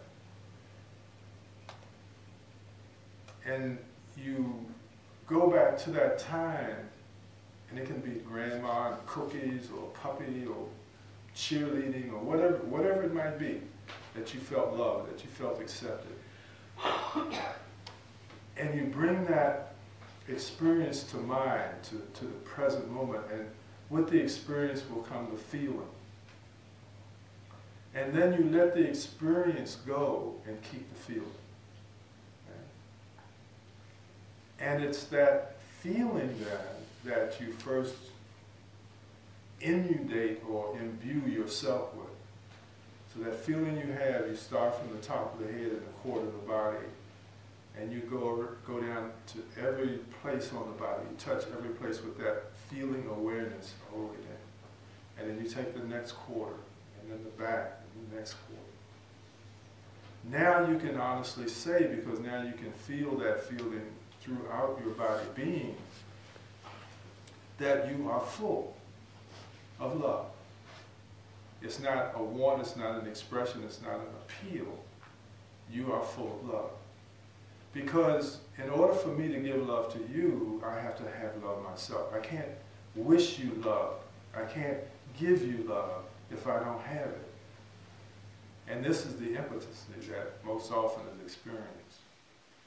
So whether it's love or whether it's altruism or whether it's joy, you see yourself participating in that experience, and then that feeling that you get from that feeling that you got from that, you use that feeling to dye all of the molecules of the body, to saturate all of the molecules of the and then you go from there to whatever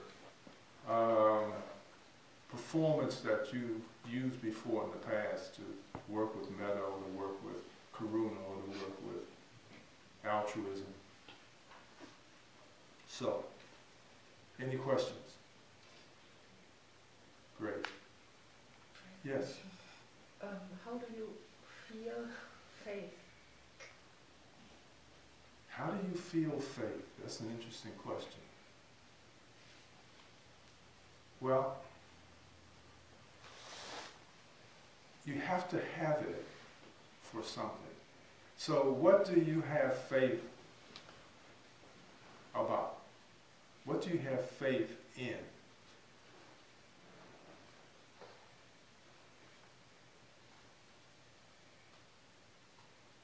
Do you have faith in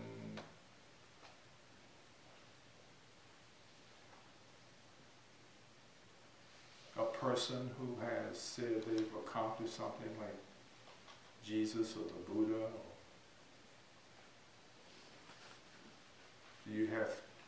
do you? You're not sure. We don't even have to take it that far away from our ordinary life. You know, sometimes we have faith and confidence that we have a trusted friend that will be there for us. Or, you know, faith that my children, you know, are going to do well because they're strong. I've seen, you know, them pull up from behind. You know, faith that I can accomplish something. It's just any place, I see that, just any place where there's that sense of fullness, and it's not an expectation based on a hope, but because I've seen you pull out of this before. You know, I've seen you arise to this before. It's a mounting up kind of energy. It's a stable, it's an energy that is in motion, but it's rising up and has the ability to sustain. Does that help some? You know, you can have faith in the fact that somebody's going to screw up. It's still faith. So faith is a confidence and a knowingness that this will come to pass, this will happen. Right? That knowingness, that confidence, that's the faith. And then that faith can be applied to anything, like I said, whether it's negative or positive. Okay. Got it? Oh, okay, yeah, I was going to bring this up before, but she just brought it up. So yeah, to me, faith is, my understanding of it is it's belief without evidence. So if you have faith in that someone's going to fail, or what? That's blind faith.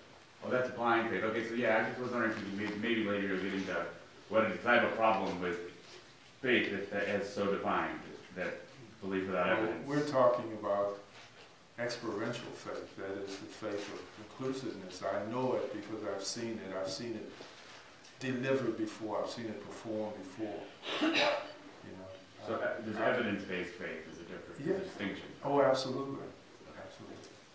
You know, it is the wisdom, the knowing that keeps us from having blind faith, believing in things we don't know and see. Because when you believe in things that you don't understand, you suffer. Now, Stevie told us that.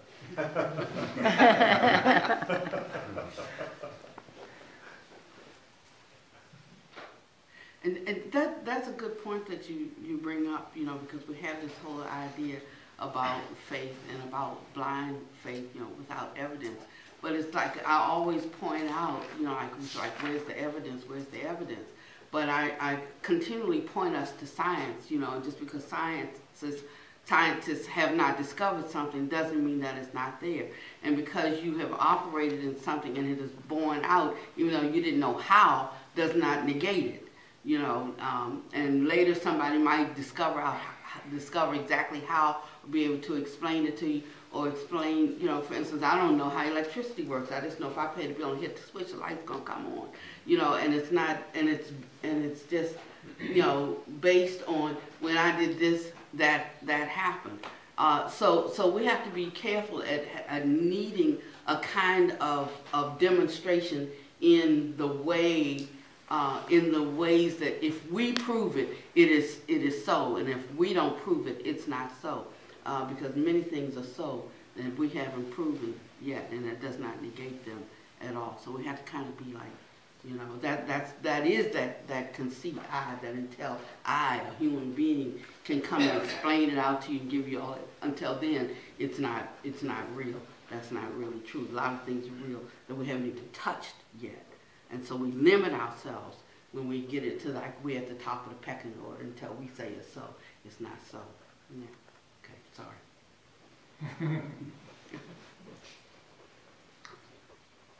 We have faith in the fact that we can develop skillfulness.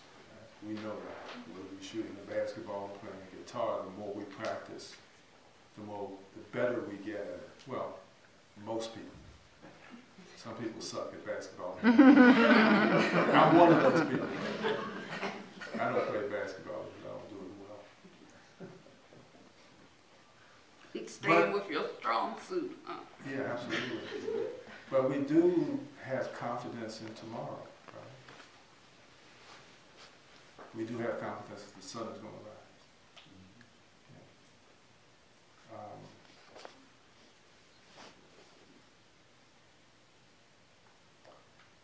So it's something like that simple, that can be used. That we know it because we saw it happen yesterday. But we have faith. Like I said, it can be positive or negative. But it isn't the experience that we're holding on to. It is the feeling that comes from the experience, that confidence, that knowingness that tomorrow this will happen. Yeah?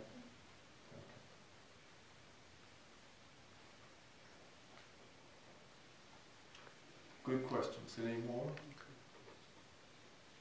All right. Then let's go inside and do our work. Again, taking a quarter of the body at a time, scanning it with awareness and with that feeling so that it is real and it's experiential.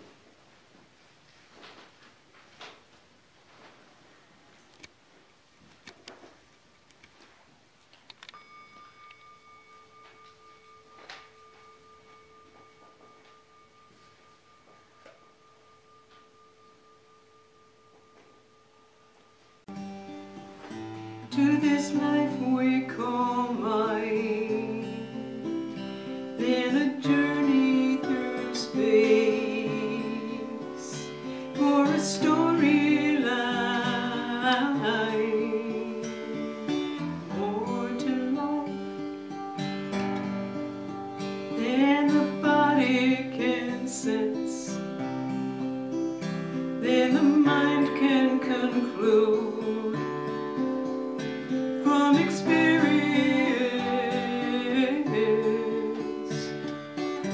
does who we are begin with breath, depend on form, or end with death? Strip away these rules, these names, and tell me what remains. Who you really are, who you really are.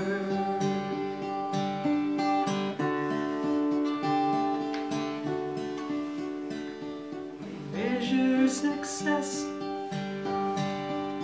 by the things we accrue,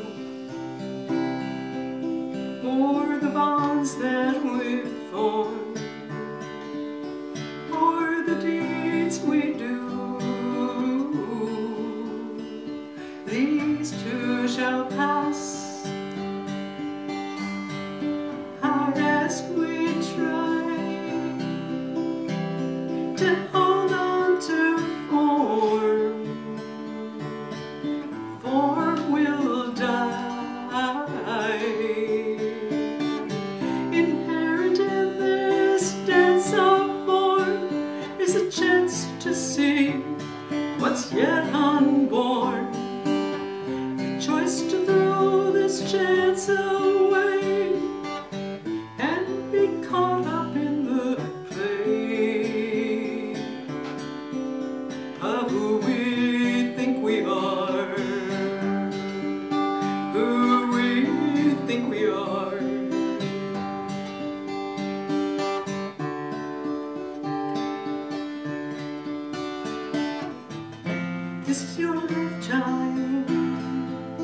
It could end at any time.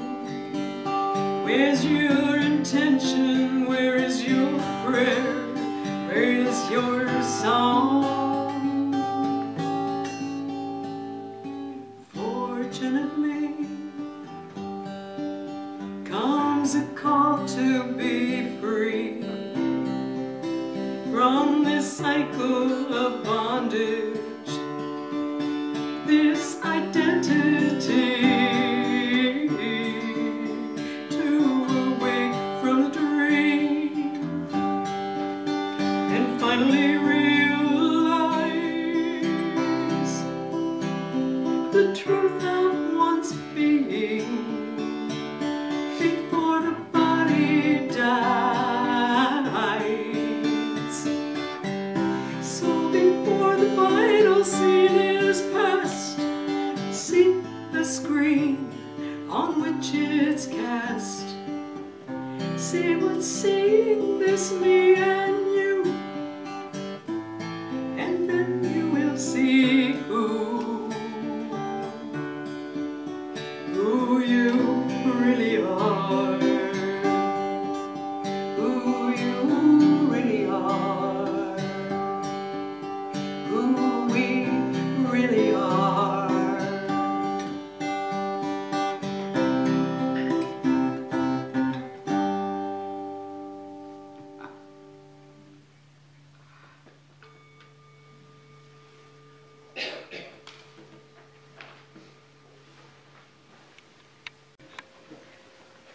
So we've been talking today about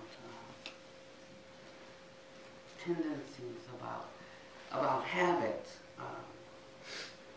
and I wanted to repeat something that I said last night, because I think it's germane to us moving forward today.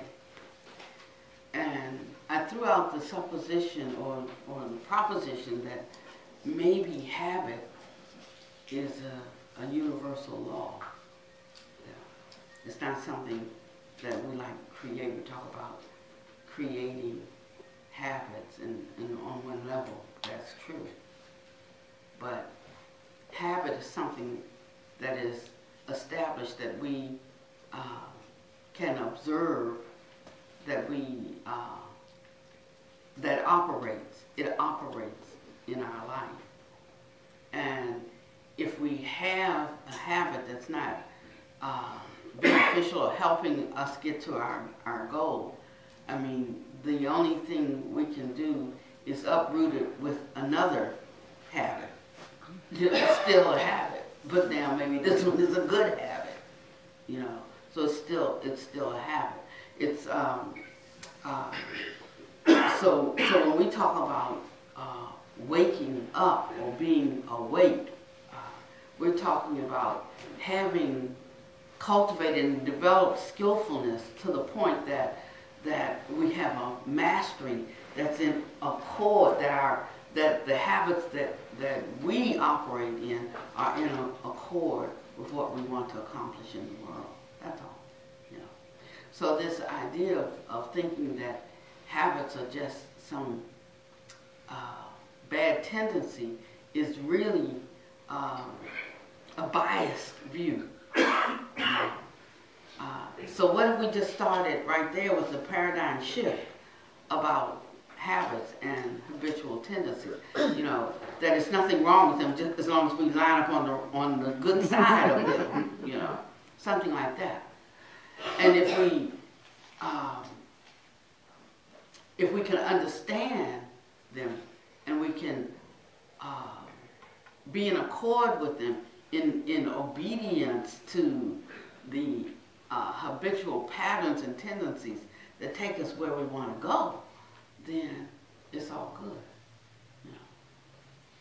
So that's the first thing, is let's not try to like nix habitual tendency. Let's just get on the good foot. And that's what the Buddha's talking about when he's talking about recognizing, realizing that whatever we think and ponder on becomes our inclination. and will be the forerunners of our actions. Yeah.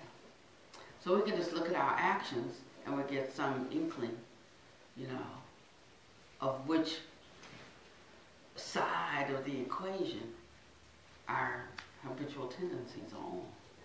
That's all. You know, it's like that. It's like very, like it's you know, it's not religious. It's not, you know, it's just a very simple looking and making a correlation. So if we take a physical law like the law of gravity that I talked about last night, no, it just says if I go to the second story and jump out, I'm going down. I'm not going up, I'm going down. You know. But yet, if some other things are added to that, you know, because I actually want to go up and not down, you know, and I get it fine-tuned, develop the skillfulness, you know, so that I have the right other ingredients, the other laws, the other aspects, like velocity and thrust and lift, you know, then I'm going to soar. So there's the law of aerodynamics just kicked in. So what happened to the law of gravity? I mean, it didn't do away with it. The law of gravity is still there. Don't believe me, open the door to the plane. You'll go down, you know, but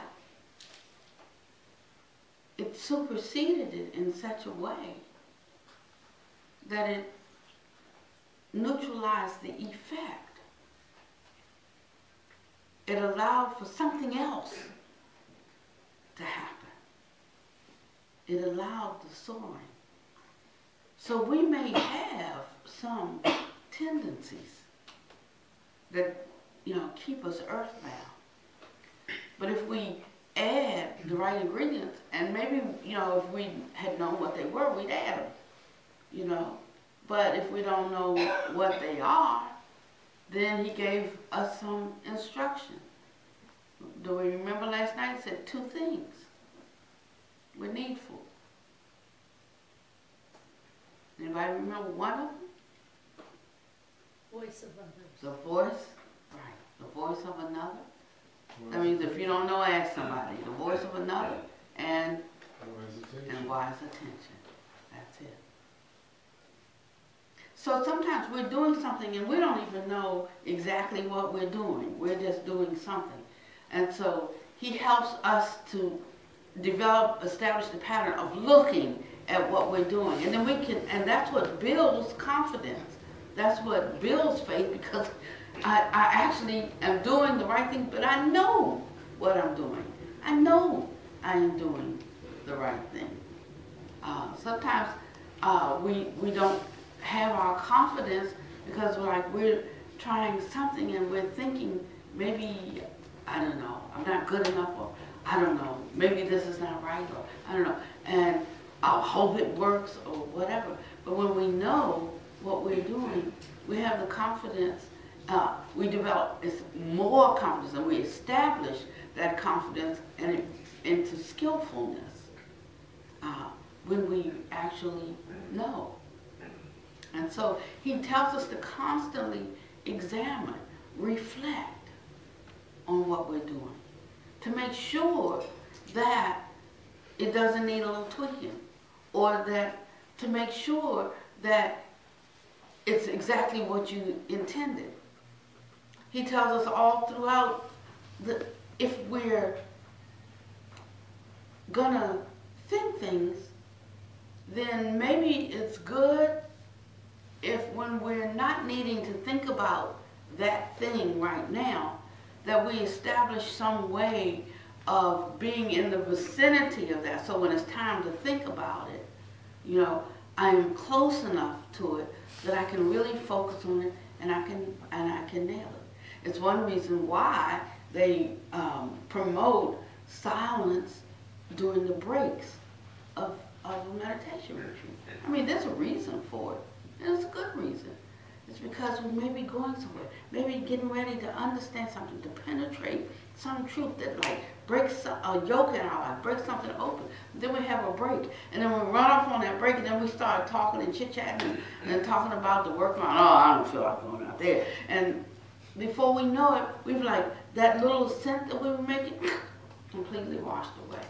You know, and I come back thinking about my pot roast I'm going to fix tomorrow, or thinking about my pet, or thinking about going to Six Flags, or, you know, I just completely got lost the momentum, you know.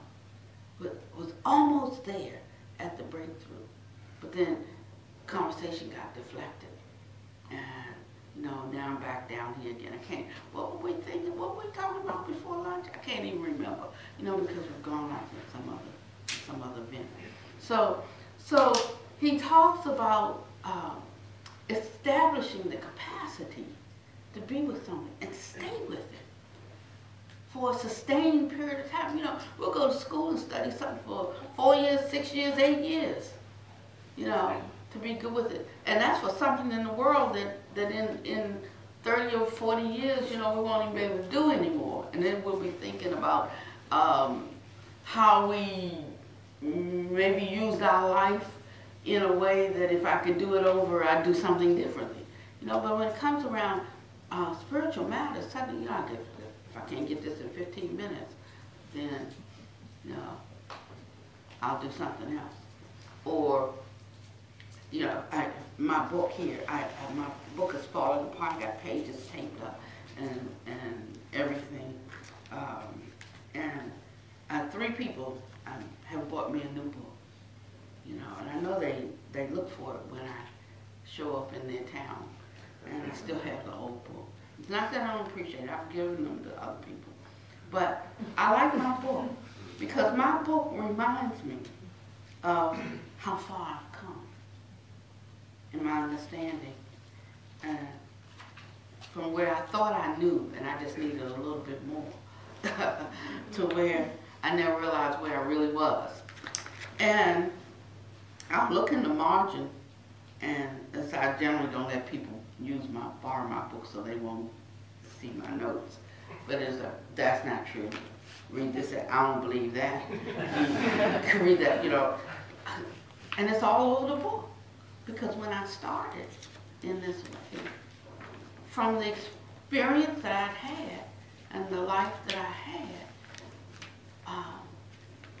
either I hadn't had that experience, so I didn't know it to be true, or I'd had some other experience that said to me, this is probably not true because it hasn't happened for me yet. Or maybe not, it hasn't happened for me yet, it just hasn't happened for me. Or I could have had some experience that actually, for me, bore out the opposite. So that's why Buddha said you can say this is true, but don't say this only is true. But when we find something that's true, we tack on only. And that's where we get into a little bit of difficulty. Because then we close off the possibility of anything else being true, especially the opposite. So many times when the Buddha was talking, you say this and this. I mean, he just brings us right to the pinnacle of this dichotomy, you know. So a lot of times we're talking about a non-dual awareness, because that's the best way we can get to, you know, not separating. I mean, it's the comfortable way. But I like the way the Buddha talked about it. He said it can be this and this, you know. It doesn't have to be this or this. It doesn't have to be neither. It doesn't have to be something nebulous that's a combination. It can be this, and they can be both opposites, just like having a coin and there's 2 sides. Not one, there's 2 sides. So in that sense, duality, non-duality, same thing. That's why when we get into jargon and we start latching around our jargons, whether it's Theravada Buddhist jargon, Mahayana Buddhist jargon, Christian jargon, Jewish jargon, blah, blah, blah. It's just jargon. It's just talk, trying to get towards a principle or towards an idea, but it is not that itself. And so when we get caught up then around the explanation. But some of this idea of faith is finding someone that we trust. Maybe just based on the part that we heard and put into practice and realized, and if that was true, then maybe whatever else they said might be true. One thing, I'm willing to put it to the test. Sometimes that makes all the difference in realizing something else, and we expand in our consciousness.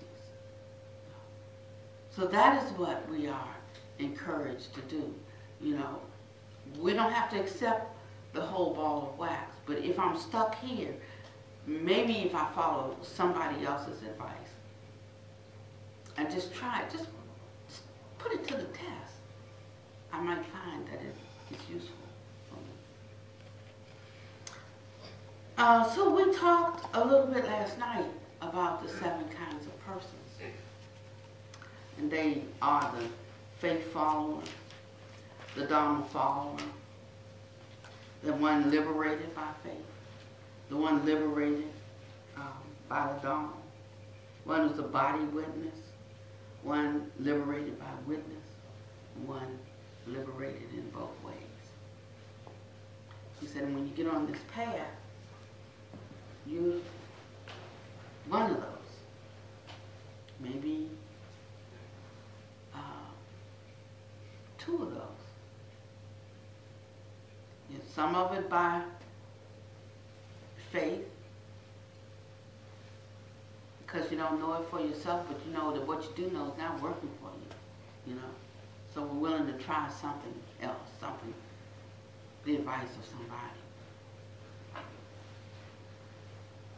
And we're willing, you know, if we're going to seek out some counsel and try somebody's advice, you know, I mean, I'm not going to ask I always had a problem with people who have been monks since they were children and going for, you know, advice about your marriage or whatever. Like, I don't know.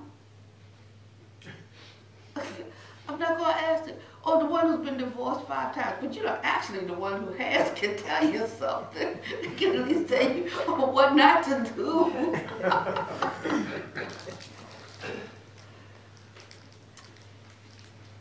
So you go to one that you think knows. Buddha said, find somebody who's awake.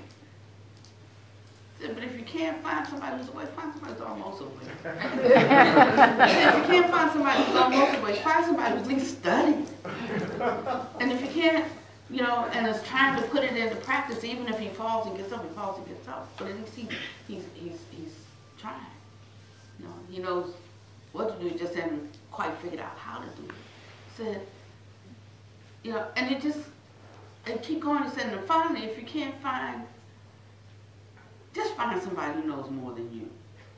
You know, so he put a space there for all of us to step outside of ourselves, to just try to enlarge our understanding and our view, to have a few more things to put into our arsenal.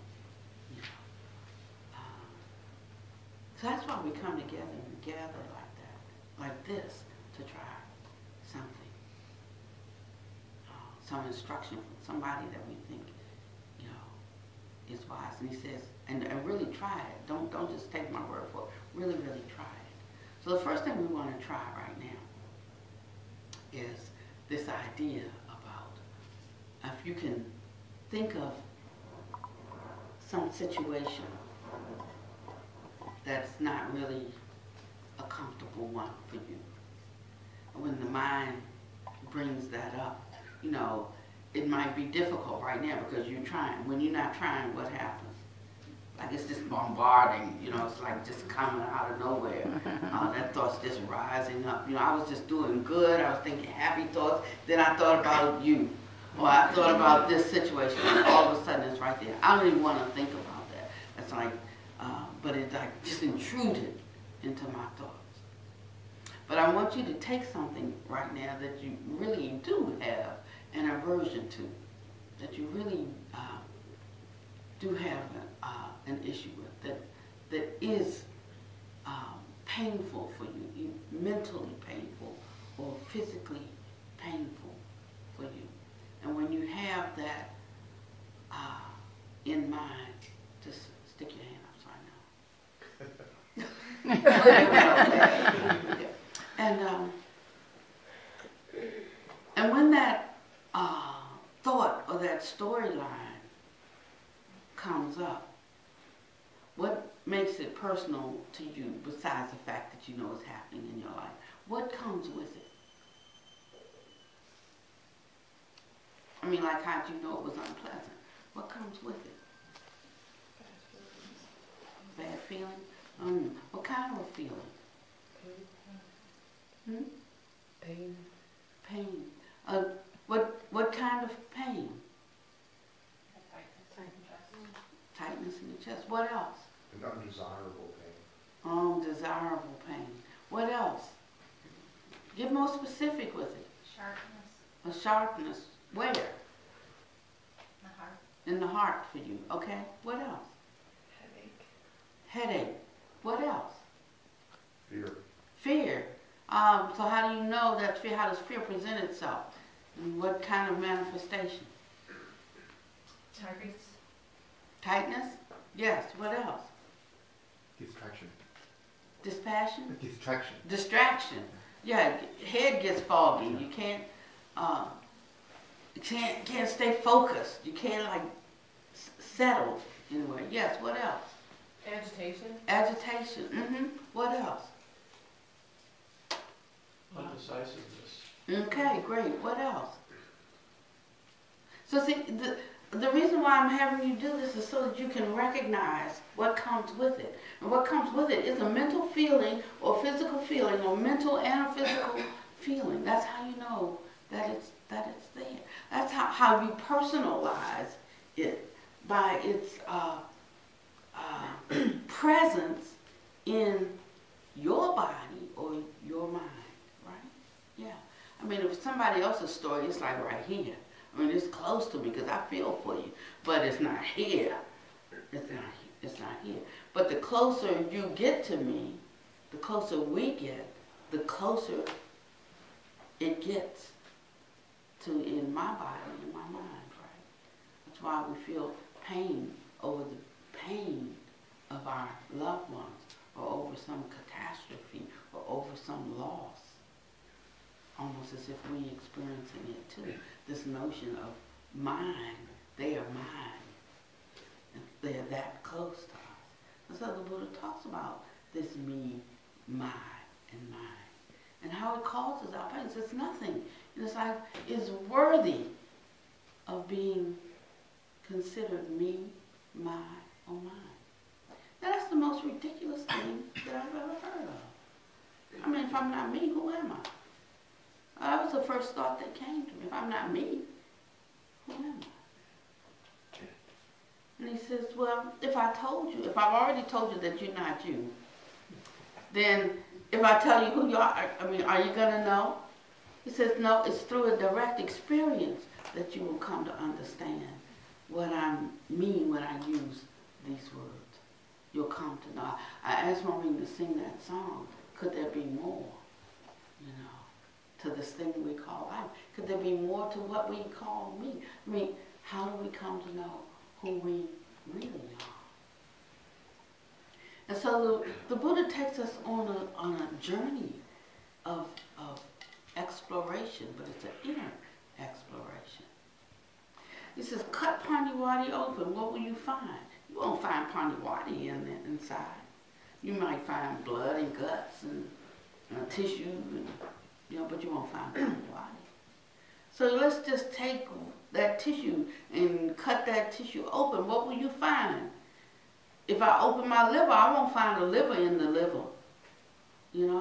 I'm going to find whatever the components are that we call liver. And when I cut that open, I'm not going to find that inside. I'm going to find something. So no matter how we slice it and dice it, once we penetrate and go into something, we don't find that thing in there. until we get all the way down to no thingness. So scientists, you know, when I went to school, our science was a little more mechanical. We hadn't gotten to the quantum stuff yet. So now that they're into all of this, a lot of it is difficult for me to understand because I learned the mechanical science. And now I'm 66 years old. I'm still holding on to the science that I learned, and it's difficult for me to understand certain concepts. You know, but it doesn't make that not a reality. It's just I can't get it. You know, and so I limit myself to what I could come into an understanding of by not being willing to let go of what I embraced at one time as truth. So like to the one who was told that the earth was flat, then when he came along and said, no, it's a circle, like that didn't make sense to them. You know, a ball whirling through space absolutely doesn't make sense. We'd like to just accept that, like, sure, that's right. You know? So it's like that. I ask you to not be so fixed. That's the only limitation that we have. So when we're doing something in meditation, and we're going to go into it right now, you don't have to be in it for an hour. You don't even have to be in it for 30 minutes. You just have to get in it. I mean, really get in. Bringing all of your energy, bringing the faculties to bear. So he talks about this concentration. It goes somewhere. When I say goes somewhere, it lends towards something. It leads to some realization. And we have to have the faith that it does that. Otherwise, we're like just sitting. You know, we're just sitting. But when we know what we're doing and why we're doing it with some expectation, that's that faith that if we do this, it's going to produce a certain fruit.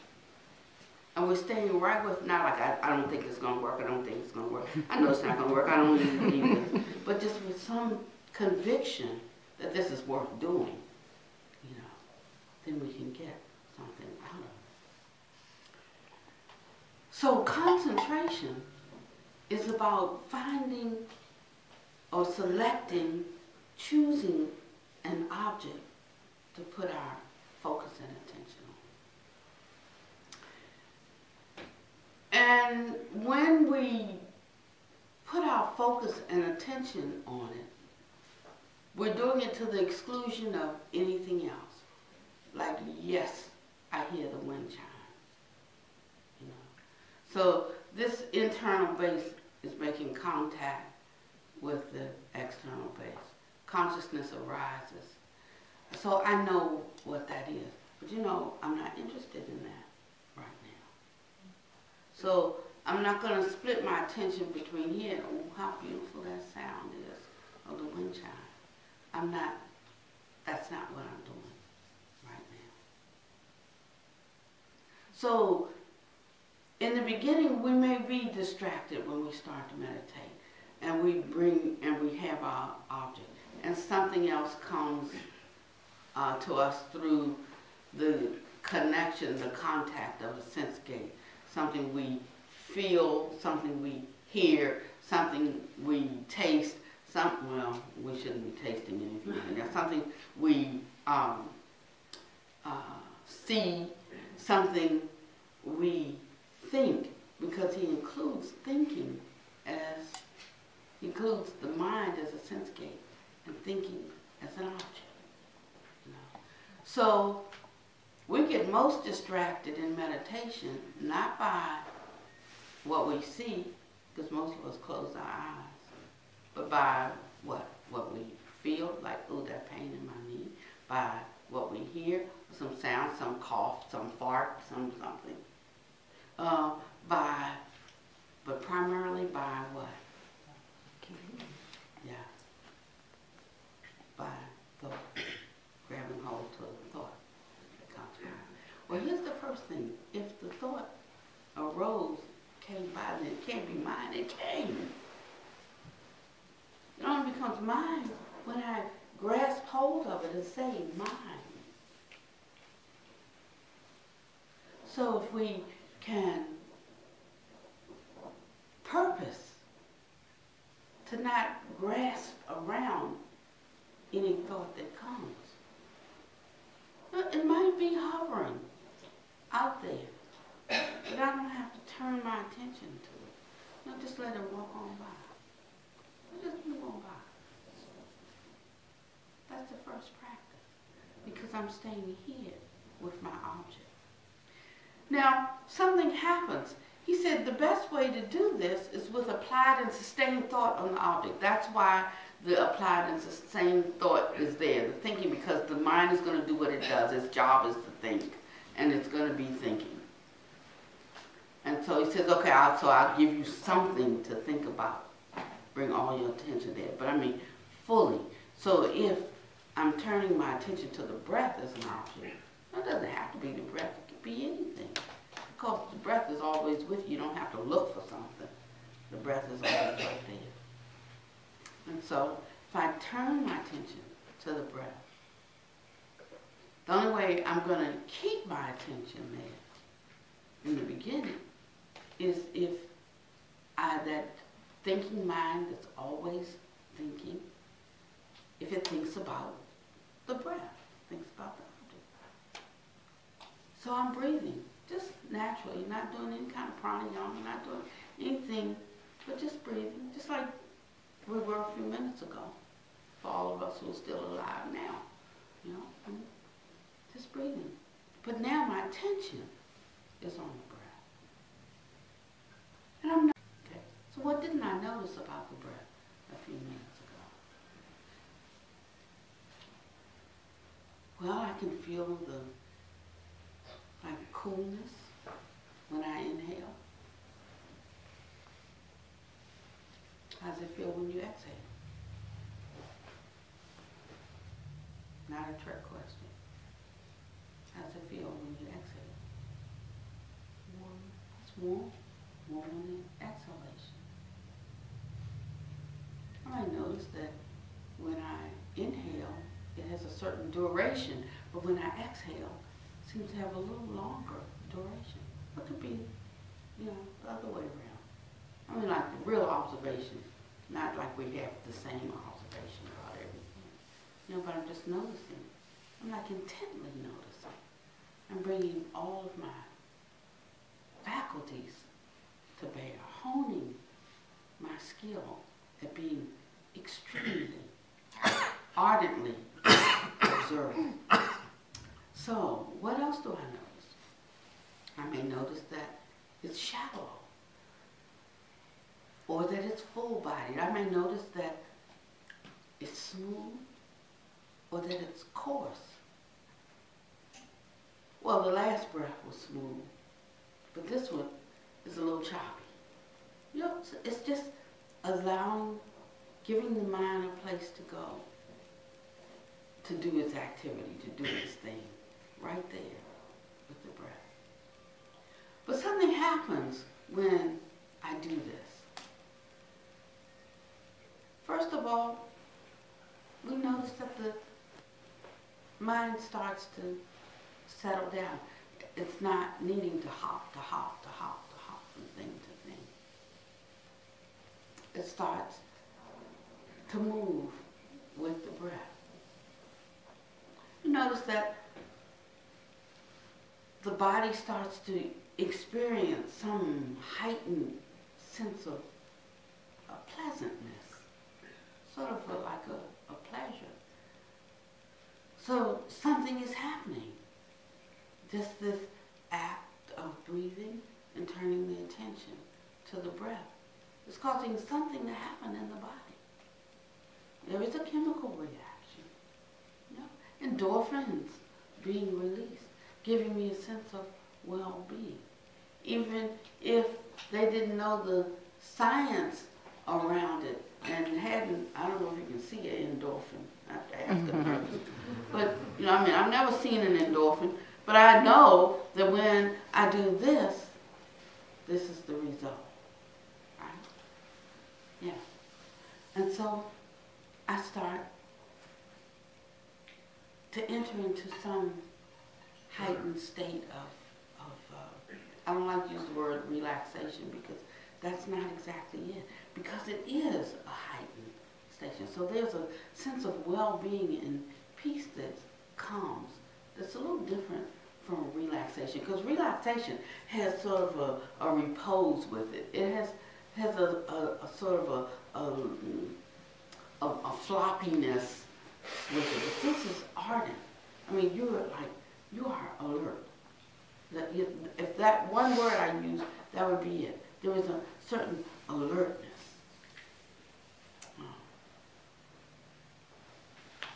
And so I'm becoming not like lazier in my observation, but I'm becoming heightened, keener in my observation of the breath. And I just keep being there with the breath, allowing the mind to make the observations about the breath. But then after a while, there's no need to make observation. I'm moving with the breath in a certain way. It's like we're vibing, we're vibing together. It's like expecting someone that you really want to see, and they're coming and you're thinking, we're going to have a great time today. We're going to, but that's not the same as when they knock on the door and suddenly you are with them. There's a whole different quality, between thinking about them and actually being in their presence. So we move from just thinking, making our observations about the breath, to just being with it. Its vibrancy,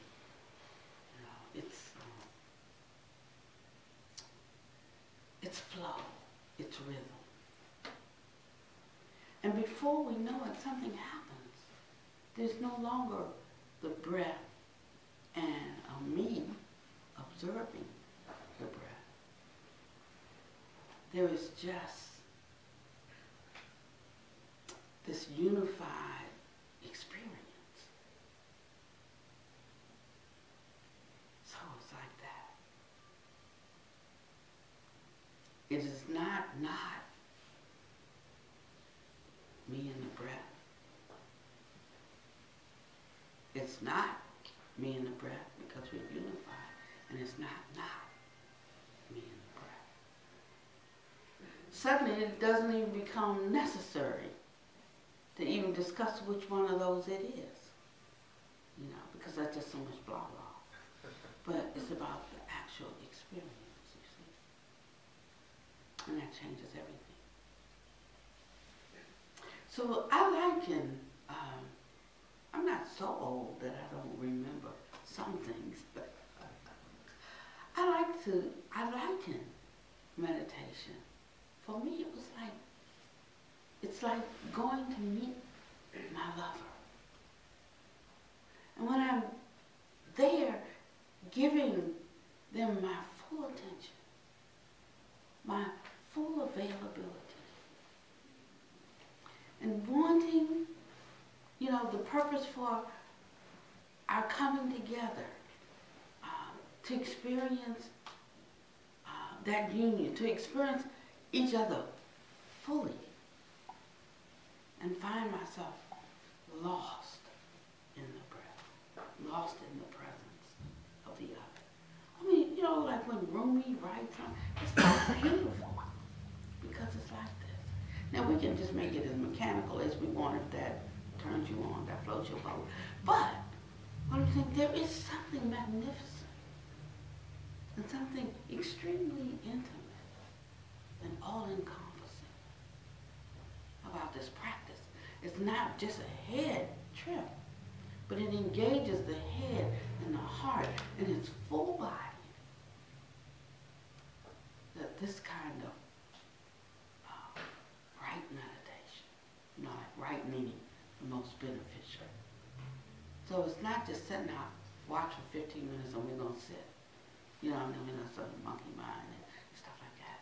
But it's really coming away from that, having had an encounter, an experience, something, a connection, a touching of something that was greater than my ordinary experience of being with the Pannavati, that people have told me who I am, what I am, labeled me, and I have also done that to myself.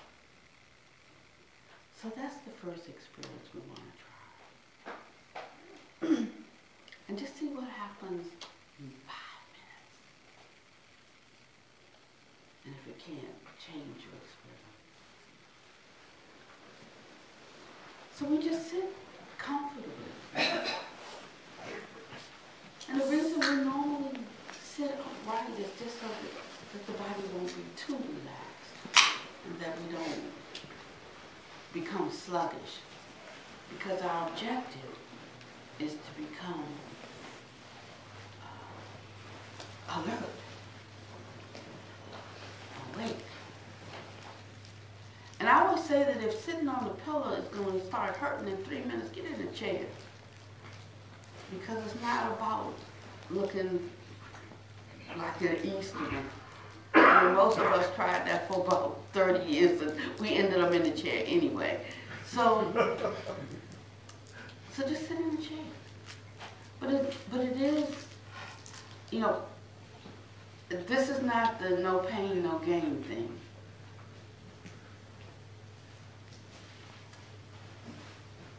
And there's a certain way that everything moves through the body, the winds and everything. So it's sort of like imagining there was a string right here at the byway. You know what, that soft spot, you have a soft spot when you're baby, when you start getting old, that spot gets soft again. So I can find my soft spot. It's like being sort of suspended on a string. But when it's done that way, it's not like we have our chin up, putting some constriction and some strain on the spine. It's not that, it's down, bringing the energy down, making it so easy to drift off to sleep. But it causes the chin to like just gently tuck and the head to sit firmly in alignment with the body. So much so that the head becomes weightless. Now there's a reason for these things. So the head just becomes weightless. And you find that space. And there's a slight stretching or pulling up so that we have a little bit of tension, not too much, not too little, just right. You find that just right lift, that just right talk. When you do that, you feel it in the body. The spine starts to align. And then you find that you can sit for a little while. The longer you do it, the longer you can sit. Unless you have some physical ailments, then maybe it's best to sit in a chair. If you're sitting in a chair, feet flat on the floor, hands can just rest gently on the thigh, hands down, hands up, doesn't matter, whatever feels the most comfortable to you. And suddenly, the body seems to just take care of itself. One down. We don't have to worry about that. Now the thoughts, the mind. Establishing your object in front of you, the object being the breath. And wherever you can, feel the breath. And it's true that the Buddha never said at your nostril. I mean, like if you can feel the breathing in and out through your pores, you go right there. But for me, I mean, I can really feel it in my nostrils.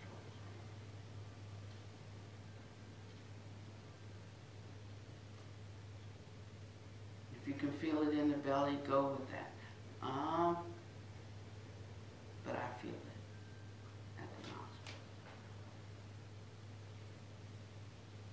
He said, like a sawyer saws a log.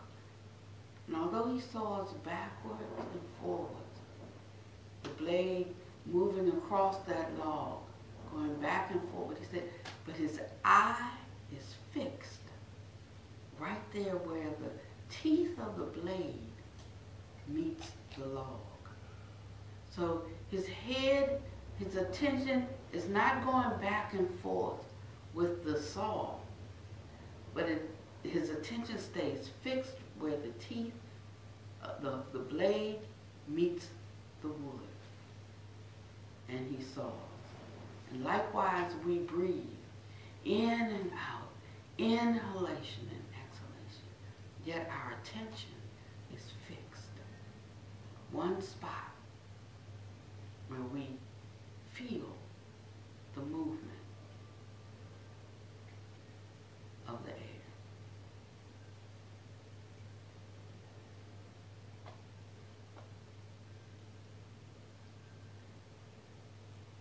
And as you inhale, when that breath crosses that spot, the next breath crosses that spot. I mean, you find that one breath is not one breath, but that it's broken down into a gajillion nanoseconds of experience crossing that one spot.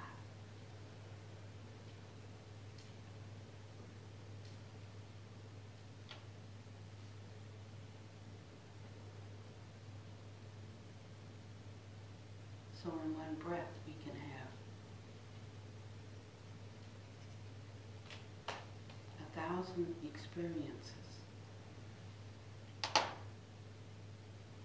The air flowing into the body in that one breath.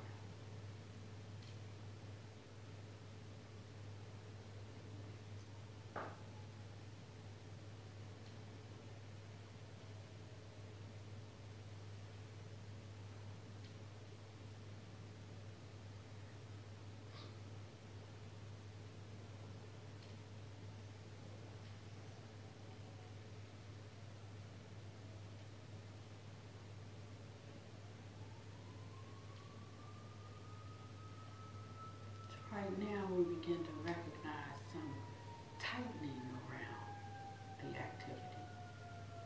Facial muscles, because we're really practicing, we're really intent right now. So we feel the contraction in the face because we're focused. But we just relax the muscles in the face.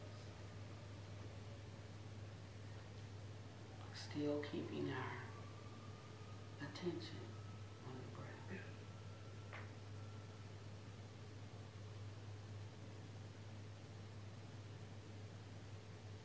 When we relax the muscles in the face sufficiently, we find that it actually creates a slight, ever so slight smile. I mean, you almost can't see it. But it's there the way the muscles are organized in the face.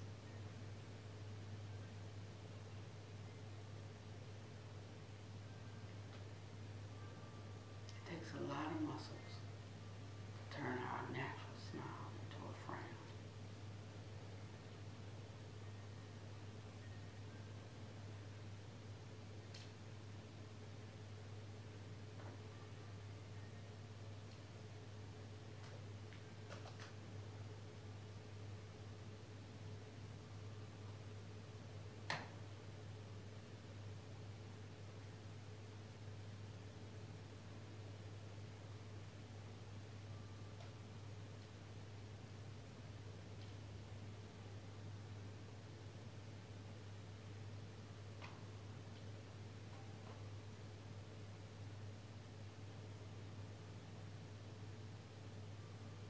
And we don't have to wonder, am I doing it right? Because we understand the instruction. So we know we're doing it right. We just keep doing it.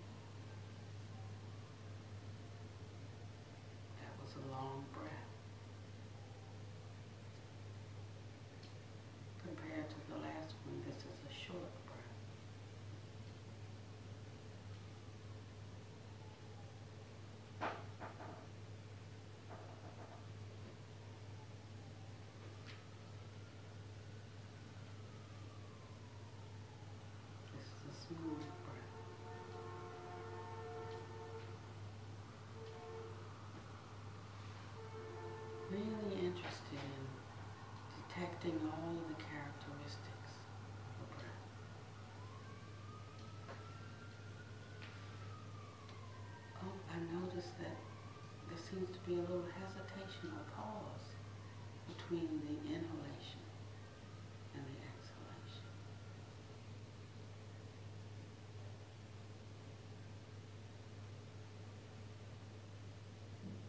So breathing in,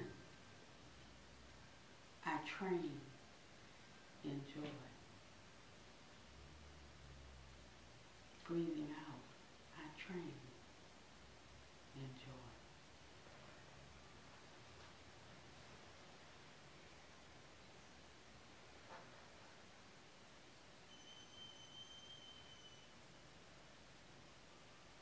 Breathing in, tranquilizing the body.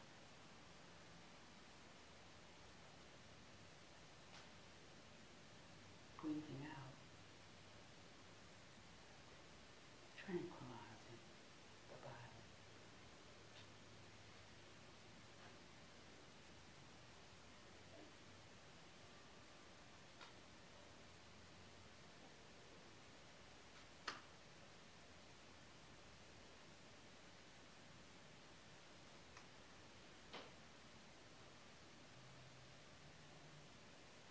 Breathing in,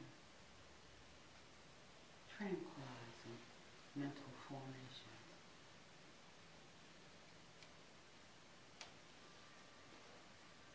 Breathing out, tranquilizing mental formation.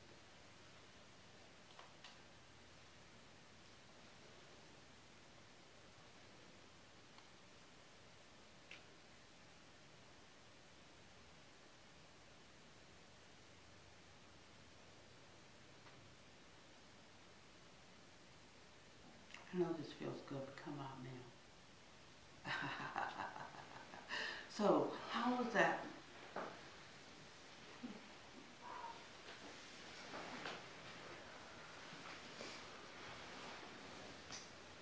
Comment.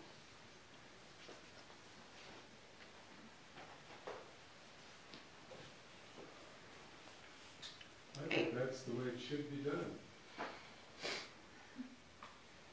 So did you notice something different? Maybe in the way, the effect of it, compared to how you've been doing it. Were you able to become more focused? Were you able to become stiller? Did you, just what were your observations? This is free for discussion. Many thoughts. I'm sorry? I wasn't experiencing as many thoughts. Weren't experiencing as Or many. I wasn't perceiving that I was experiencing as many thoughts. Yeah. Not experiencing as many thoughts. More focused. More focused. Yeah, for me it was much easier focusing in on your voice than my breath. Much easier. Okay, so one good thing about doing it this way is so that you know how to do yourself. So right now it's my voice, but that was the pattern of the way to think. So it helps the mind to have a pattern of what to be doing. Because the pattern, the mind is saying, like when we sit down and meditate, okay, well, what's my job? What am I supposed to be doing right now? And then it just runs off somewhere. Well, I'll just do my own thing. And it's, hey, Pannavati, look at this. Pannavati, what you think about this? And so that's what the mind does. The mind is just training. So it's really, this is a training. You're training the mind. Not the mind's fault if it's running all over the place all the time if we've never trained it. So we're training the mind. When I turn my attention there, come, gather, fully engage.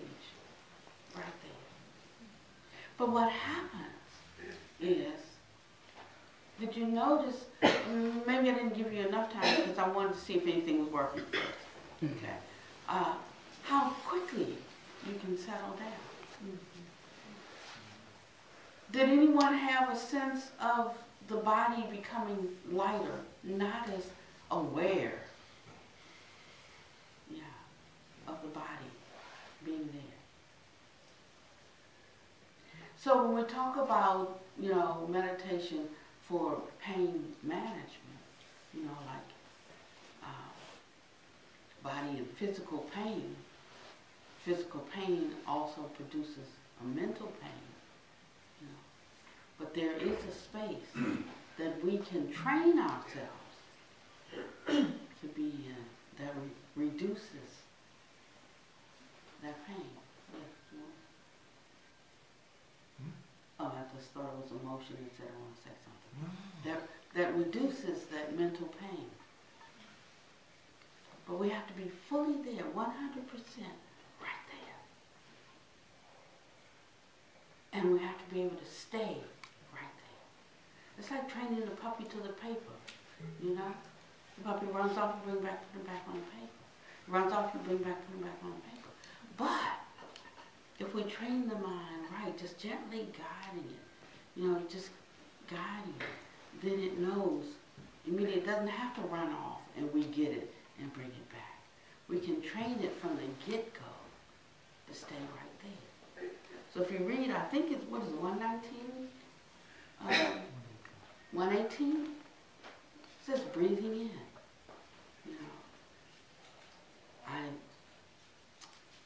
And it talks specifically about the breath, the length of the breath, the feeling of the air in the nostril, recognizing that the body is becoming tranquilized. And it teaches how to stay right there. Now after a while, and we call that with applied thought, we're applying the thought, sustained thought, with applied and sustained thought. So we're putting our thought there, and we're keeping it there, applied and sustained thought. One enters into the first jhana, the first meditative attainment, accompanied by pleasure, the sense of pleasure, the sense of ease, this sense of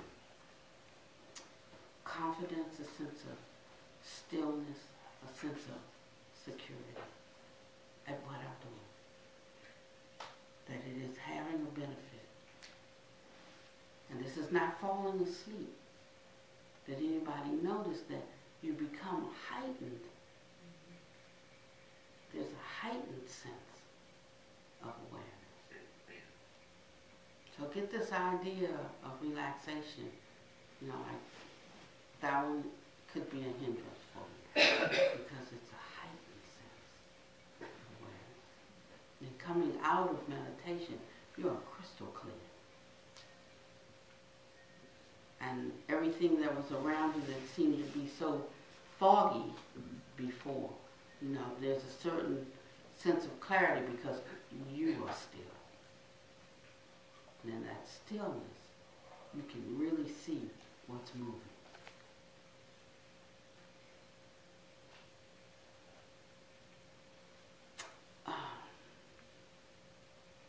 And you did really good. It was really good. I mean, you could just feel it,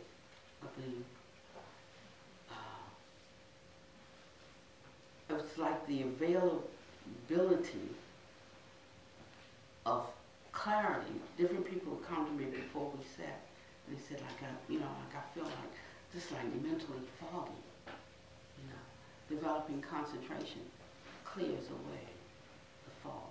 It allows us to access, our faculties, engage them in a certain way, that we get the best of them. Very simple process, very simple technique. This is just the beginning of it. The first level of meditative attainment comes at the end of this, where then there is unification. After all, did anybody notice anything else? Like this sense of maybe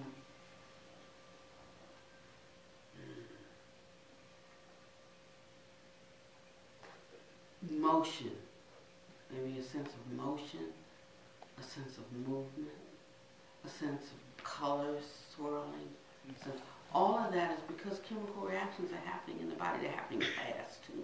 You know, it's like fast-acting medicine. It's happening fast. And so there's some shifting that goes on in our perception about what's happening. So you can imagine, that was 5 minutes, you can imagine what's happening in 15 minutes. If you're practicing right, you know, you can imagine what happens in 30 minutes. You can imagine what happens in an hour. You can imagine what happens in 2 hours.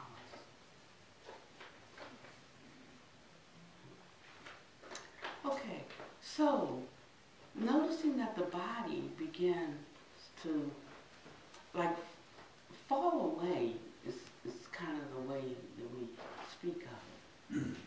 It felt lighter, like it wasn't such a drag, like we have to carry